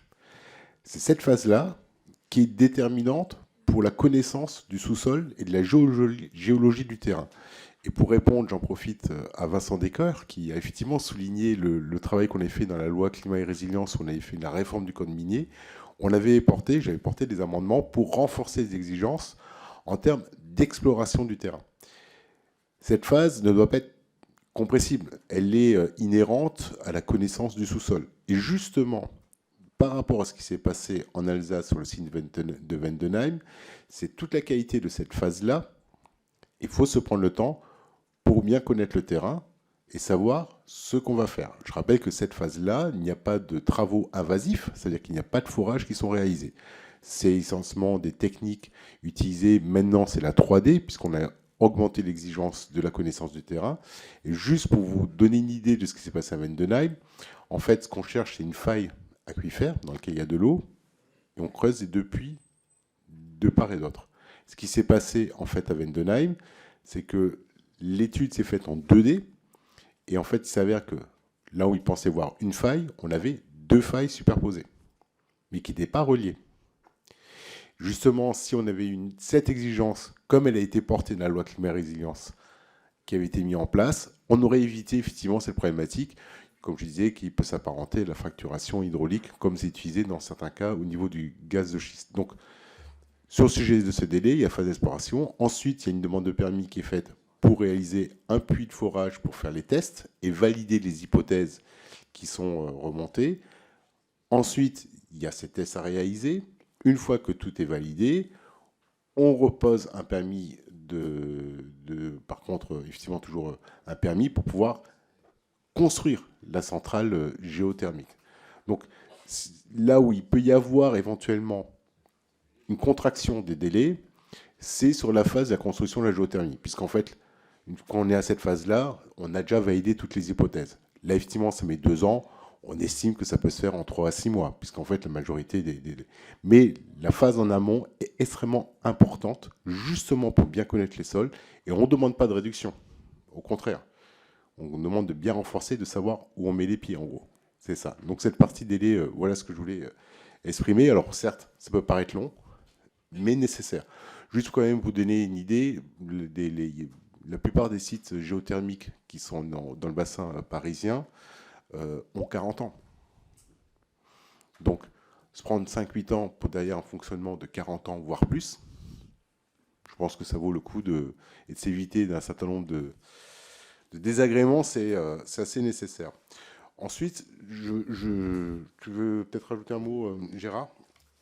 Alors, Madame Givernet, vous m'avez interpellé à titre perso. Alors, sur le sujet des 3 axes scientifiques, rôle de l'État dans le rôle de police, des opérateurs, bien sûr, c'est essentiel. Et il faut qu'effectivement, dans l'émergence de cette filière, nous nous appuyons effectivement sur ces 3. D'ailleurs, tout le monde en a fait la demande. Après, sur la polémique sur laquelle vous voulez m'emmener, vous m'excusez, mais...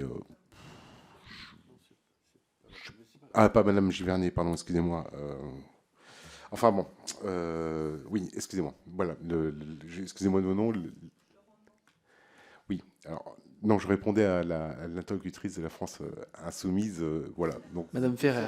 Madame Voilà. Ferrer, excusez-moi, j'ai plus le nom. Mais en tout cas, voilà, permettez-moi de ne pas répondre à la polémique, même si je pense qu'on est en comprendre le fond, mais c'est pas forcément le sujet ici. Sur le sujet du rendement, je vais peut-être laisser Gérard y répondre. Sur le rendement, on a bien compris qu'il y avait 2 types de géothermie, en tout cas d'usage de la géothermie.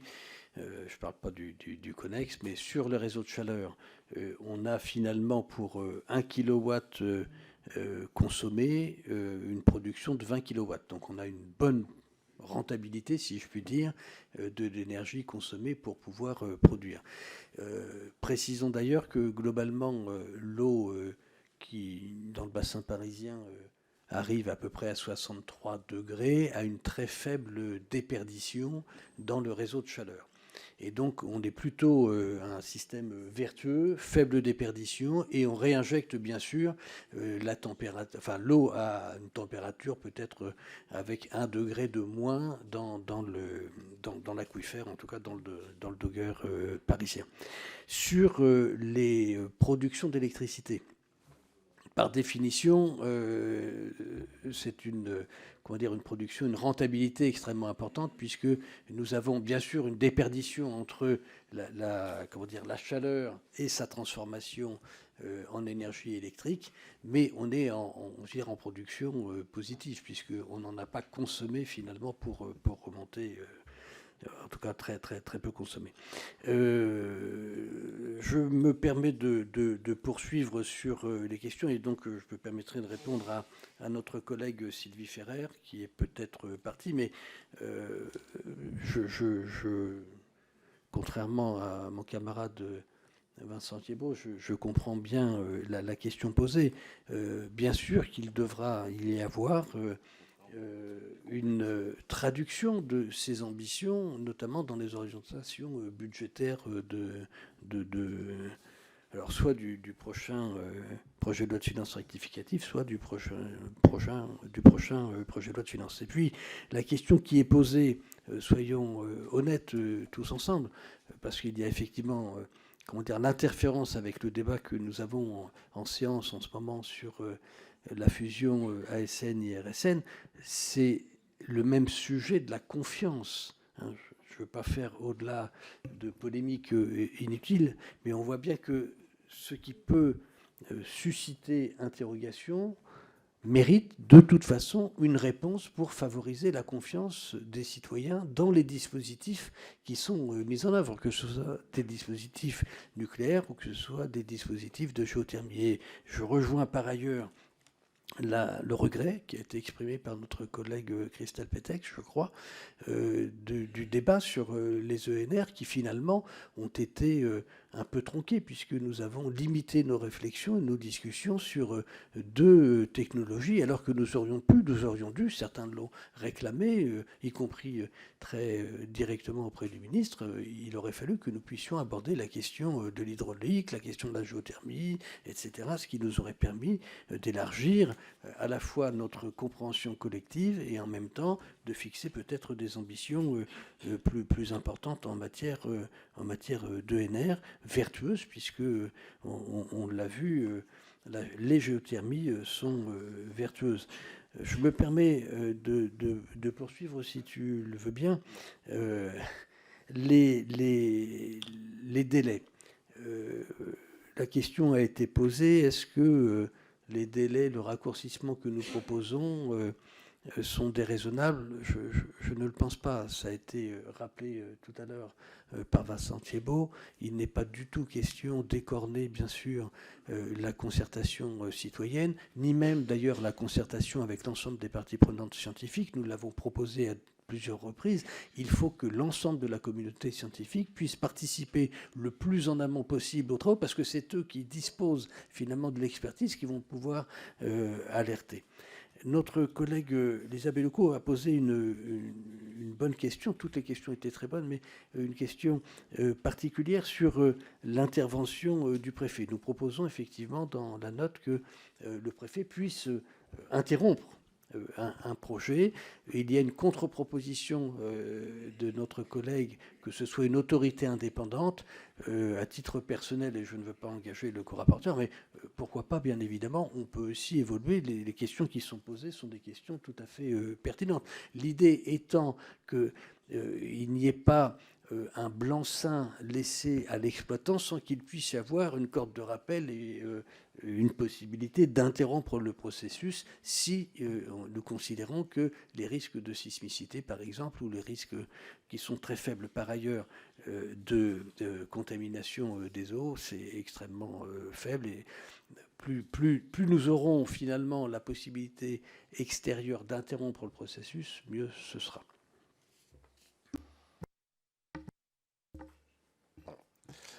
Oui. J'aime bien appuyer sur le bouton. Oui, pour répondre sur le sujet de... Mais c'est plus globalement, quand on parle effectivement des scientifiques, du rôle de chacun, c'est là où ce qu'on appelle effectivement une clarification du rôle de chacun. Les scientifiques nous ont dit, nous, on a pouvoir d'observer, d'informer, d'expliquer un phénomène. Et on veut s'arrêter là. On ne veut pas avoir de pouvoir de police. Les opérateurs, ils disent, nous faisons, en fonction d'un cadre qui est donné par la loi et par les services environnementaux ou préfectoraux, et le pouvoir de police est bien exercé par le préfet. Aujourd'hui, pour vous répondre, Madame Belloco, la préfecture de Strasbourg a été extrêmement ferme et a exercé ce pouvoir de police avec fermeté et sans prendre en compte les aspects économiques. Sincèrement. Et d'ailleurs, Madame Belloco, je vous invite à voir vos collègues, parce que ceux qui ont mis la pression sur la préfecture pour ne pas prendre cette décision d'arrêt définitif, c'est la municipalité de Strasbourg et l'Eurométropole. Plutôt proche de vous, je crois. Donc, et la préfète n'a pas voulu fléchir, et elle a pris et gardé cette position. D'ailleurs, le tribunal administratif a donné raison à un opérateur pour relancer éventuellement des études, mais c'est pour autant que la préfète a été claire, sur ce site-là en tout cas, il n'y aura pas de nouveaux travaux qui seront réalisés. Et ça, on y tient. Après, est-ce qu'il faut une autorité indépendante ? Il faut relativiser aussi. Comme j'ai dit, la géothermie profonde, c'est une potentialité. Et d'ailleurs, quand à l'heure le collègue parlait de Central Water, je parlais d'une potentialité qui là reprend les Central Water, géothermie de surface et géothermie profonde. La géothermie profonde, on a un objectif de passer de 2,6 à un peu plus de 5 d'ici 2030. Et on ne va pas avoir des centaines de sites de géothermie profonde. Pourquoi ? Parce que, effectivement, c'est des projets qui sont assez lourds. Et deux, surtout, il y a le sujet de l'usage. Et là, je vais me permettre de répondre à notre collègue Olivier Bèche. On n'a jamais dit qu'on était contre le lithium. Jamais. Bien sûr, c'est une potentialité. D'ailleurs, ça a été souligné aussi par Henri Enfandari. Le lithium est une potentialité qui est importante. Le seul problème aujourd'hui, comme je disais, un site de géothermie profonde, c'est 40 ans, 50 ans, voire plus. L'extraction de lithium, aujourd'hui, combien de temps ? On n'en sait rien. On n'en sait rien du tout. Et quand vous voyez, aujourd'hui, ça se trouve, et on le voit déjà sur les tests qui sont menés à Ritterhofen, déjà, en fait, puisque le principe de remontée du chlorure de lithium, parce qu'on ne remonte pas du lithium, on remonte du chlorure de lithium qu'il faut retraiter. En fait, c'est un principe de lessivage. Puisque l'eau circule, elle lessive la roche pour remonter ce chlorure de lithium. Donc forcément, le concentré en chlorure de lithium baisse. Et d'ailleurs, c'est déjà contesté sur Ritterhofen. La question qui va se poser, c'est aujourd'hui, est-ce qu'on va faire des puits de forage avec toutes les conséquences, comme vous avez pu le voir, en termes de délai, en termes de sismicité qu'il peut y avoir. Déjà, ça va durer 8 ans. Chaque puits va coûter entre 5 et 10 millions d'euros, donc 20 millions d'euros juste pour faire les puits. Pour derrière, impacter un sous-sol pour remonter juste du lithium sur potentiellement 10-15 ans. C'est une vraie question qu'il faut se poser. Moi, personnellement, je trouve que, voilà, si on a une approche purement lithium, je trouve que c'est pas rentable. Par contre, effectivement, l'extraction qui peut être faite liée à l'usage principal qui doit être, et ça on y tient, sur la production d'énergétique, oui, c'est cohérent. Bien sûr, on ne va pas se priver des potentialités connexes, ça c'est clair. Mais pour nous, effectivement, et on y tient, ce qui nous semble le plus cohérent sur la durée, c'est que l'usage principal doit être aujourd'hui la production d'énergie renouvelable. Tu voulais réagir ? Oui, merci Vincent.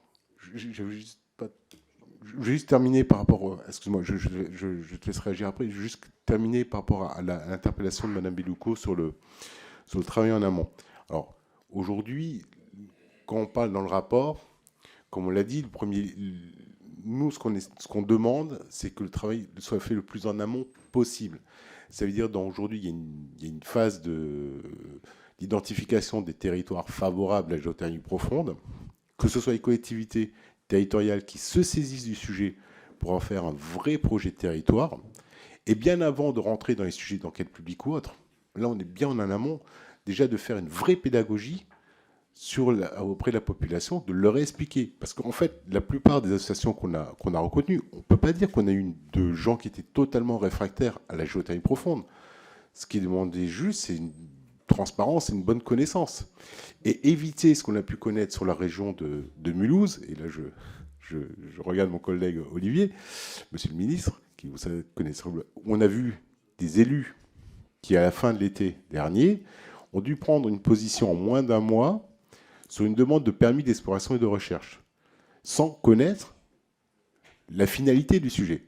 Certains sont imaginés qu'on allait creuser des trous partout, machin. Alors, je rappelle, c'est des travaux non invasifs, et c'est juste pour connaître le sous-sol. Sauf que c'est très mal expliqué, et ils sont faits, vu à ce qui s'est passé à Strasbourg, ils sont fait tout comment dire, une mauvaise image et qui est tout à fait compréhensible. Ça a été très mal amené.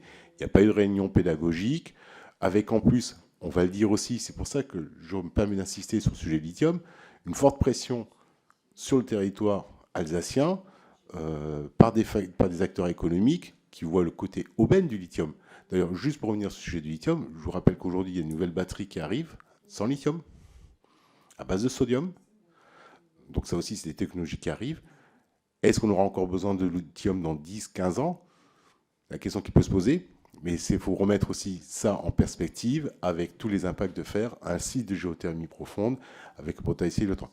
Mais bien sûr, si c'est une potentialité connexe, il ne faut pas s'en priver. Donc ce travail, effectivement, d'explication, de pédagogie, doit pour moi, et pour nous en tout cas, être saisi par les élus locaux, par les collectivités territoriales, puisque effectivement, ce sont les garants, en tout cas, de la mise en œuvre des énergies renouvelables sur leur territoire.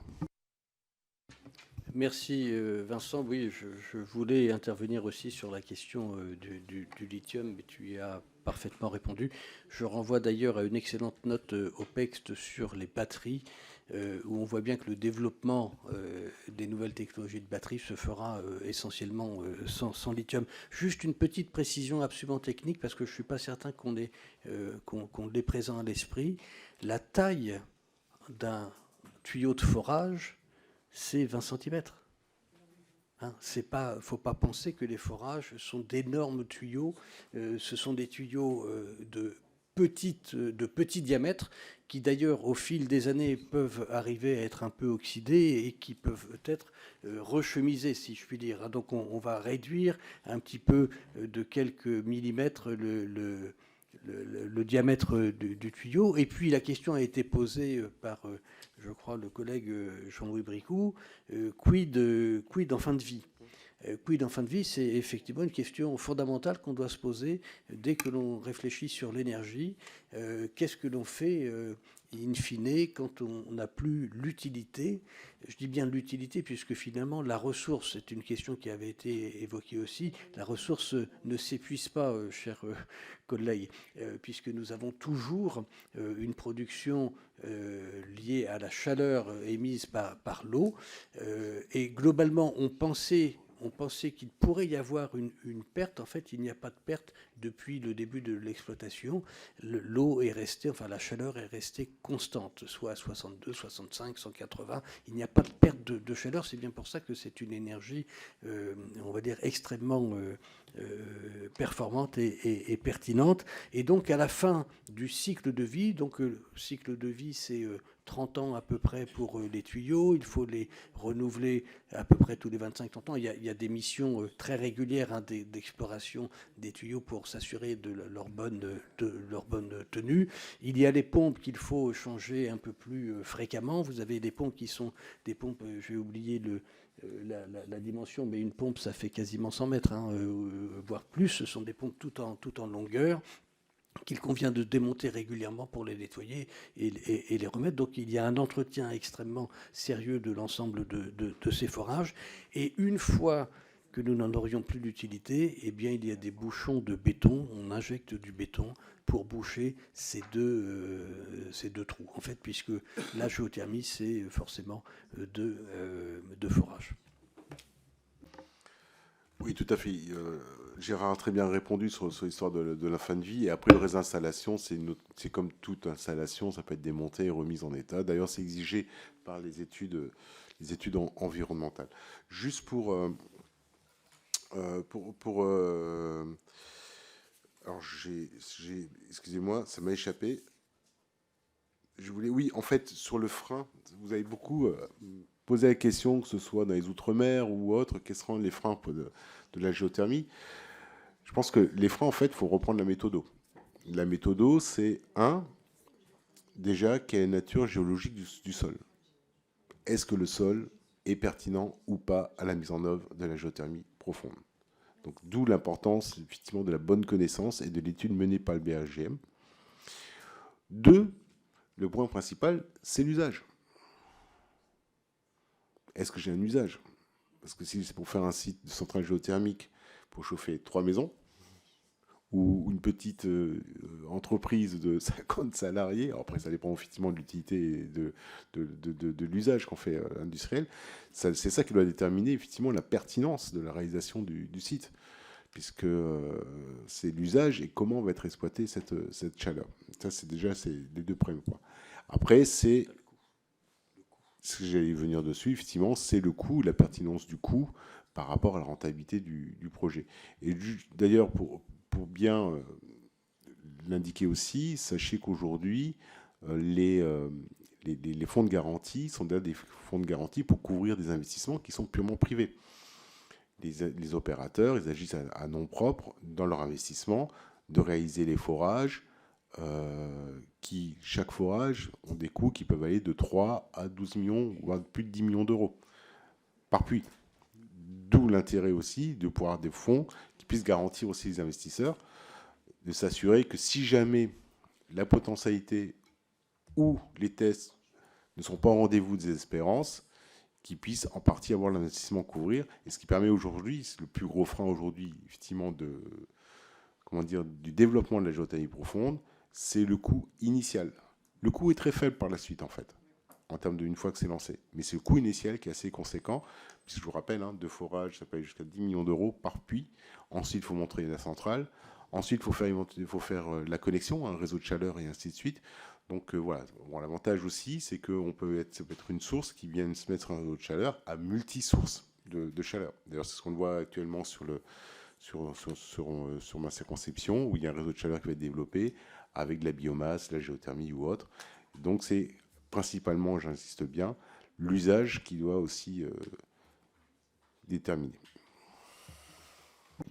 Oui, sur le coût, Vincent vient de rappeler un élément important qui est le coût de raccordement. C'est-à-dire que vous pouvez très bien, et nous avons visité une centrale de géothermie de chauffage qui visait à alimenter en eau chaude, on va dire en chauffage, les habitations collectives, mais les pavillons qui étaient entre les habitations collectives et le centre de forage n'était pas raccordé parce que le coût de raccordement unitaire était trop élevé. Donc il y a toute une alchimie, si je puis dire, entre les coûts de production, les coûts d'entretien bien sûr, et les coûts de raccordement liés à l'usage. Et puis il y a un point que nous n'avons pas évoqué, mais qui a été un peu posé, me semble-t-il, tout à l'heure, c'est la question de la nuisance. Quelles sont les nuisances de cette technologie? Eh bien finalement, nous avons une nuisance foncière extrêmement faible, on l'a dit tout à l'heure, très peu d'emprise foncière. On va avoir une nuisance sonore, effectivement, au moment du forage, au moment des 2 forages, de l'exploration et puis ensuite du forage d'exploitation. Mais ensuite, une fois que ça tourne, il n'y a plus de nuisance sonore. Il peut y en avoir lorsque l'on fait les grands temps d'entretien, puisqu'il faut amener des machines, des camions, etc. Mais il n'y a pas d'usage, il n'y a pas de nuisance sonore pour l'utilisation, on va dire, quotidienne des usines de géothermie. Oui, et pour terminer sur le sujet des nuisances, ça a été posé le QI des nappes phréatiques. Il n'y a pas de lien direct avec les nappes phréatiques, qu'on soit bien d'accord. Comme je dis, c'est un circuit fermier d'une eau géothermale qui est remontée, redescend, et qui, entre-temps, par des procédés d'échange de chaleur, va transmettre l'énergie à une eau qui est indépendante. Donc la géothermale, en fait, elle repart dans son cycle. Sur le sujet assurantiel, parce que ça a été posé, alors effectivement, aujourd'hui, les assurances sont les assurances de l'opérateur. C'est lui qui est en premier lieu, qui est responsable. Après, il s'avère que dans la modification du code minier que nous avons fait dans la loi climat et résilience, effectivement, l'État, à un moment donné, garantit au bout d'un certain temps, quand les assurances ne sont plus effectives ou si le site est fermé, des conséquences qu'il peut y avoir, effectivement, suite à un forage. Mais là, on est sur l'évolution du code minier. Après, je voudrais juste revenir sur un sujet, et pour peut-être amener une question plutôt qu'une réponse. C'est vrai qu'aujourd'hui, l'approche que nous avons de nos sous-sols est une approche qui est, on va le dire comme elles sont, purement économique, puisque c'est le code minier ou c'est le forage. Et moi, je serais très impatient, là peut-être que je lance une bille à Monsieur le Président, peut-être une réflexion à avoir. On connaît assez peu nos sous-sols, en fait. on se rend compte que les dernières investigations que nous avons sur le sous-sol datent des grandes périodes pétrolifères ou sur le charbon. Et je pense qu'il faut se réattribuer nos sous-sols, avoir une approche peut-être différente aussi de la définition que nous pouvons faire de nos sous-sols. Et je pense que cette mission qui est menée sous-sol bien commun va nous apporter beaucoup de réponses et peut-être une nouvelle vision, une nouvelle approche que nous pouvons avoir de sous-sol. On l'a fait d'ailleurs sur les eaux, et je en souvenir notamment Martial Sadier, qui était à nos côtés et qui avait porté un amendement à l'époque pour une reconnaissance et un statut particulier, notamment sur les nappes phréatiques, et travail qu'on avait fait au précédent mandat. Un dernier petit point. Le système de géothermie est en fait un système usufruitier, si je puis dire, puisqu'il ne vise qu'à pomper de l'eau à une certaine température, qui passe par un circulateur, qui est réinjecté sans aucune transformation à peine 3 minutes après. C'est-à-dire qu'on utilise dans un temps extrêmement court, par une circulation, la chaleur du fluide qui remonte. Donc c'est pour ça que je me permettais cette expression d'usufruitier. Il n'y a pas on va dire de pollution, on ne capte pas autre chose, on n'extrait pas sans remettre ce qui a été sorti. Merci beaucoup, messieurs les co-rapporteurs. Je crois qu'on peut saluer ce travail excellent qui a été réalisé, mais il ne doit pas rester un rapport, et donc je crois que effectivement notre responsabilité, c'est de le faire vivre et de porter des propositions au sein de cette commission et au sein de notre hémicycle. Chers collègues, nous en venons au second point de notre ordre du jour avec l'examen de l'article 88 du règlement, des amendements restant en discussion sur la proposition de loi visant à réduire l'impact environnemental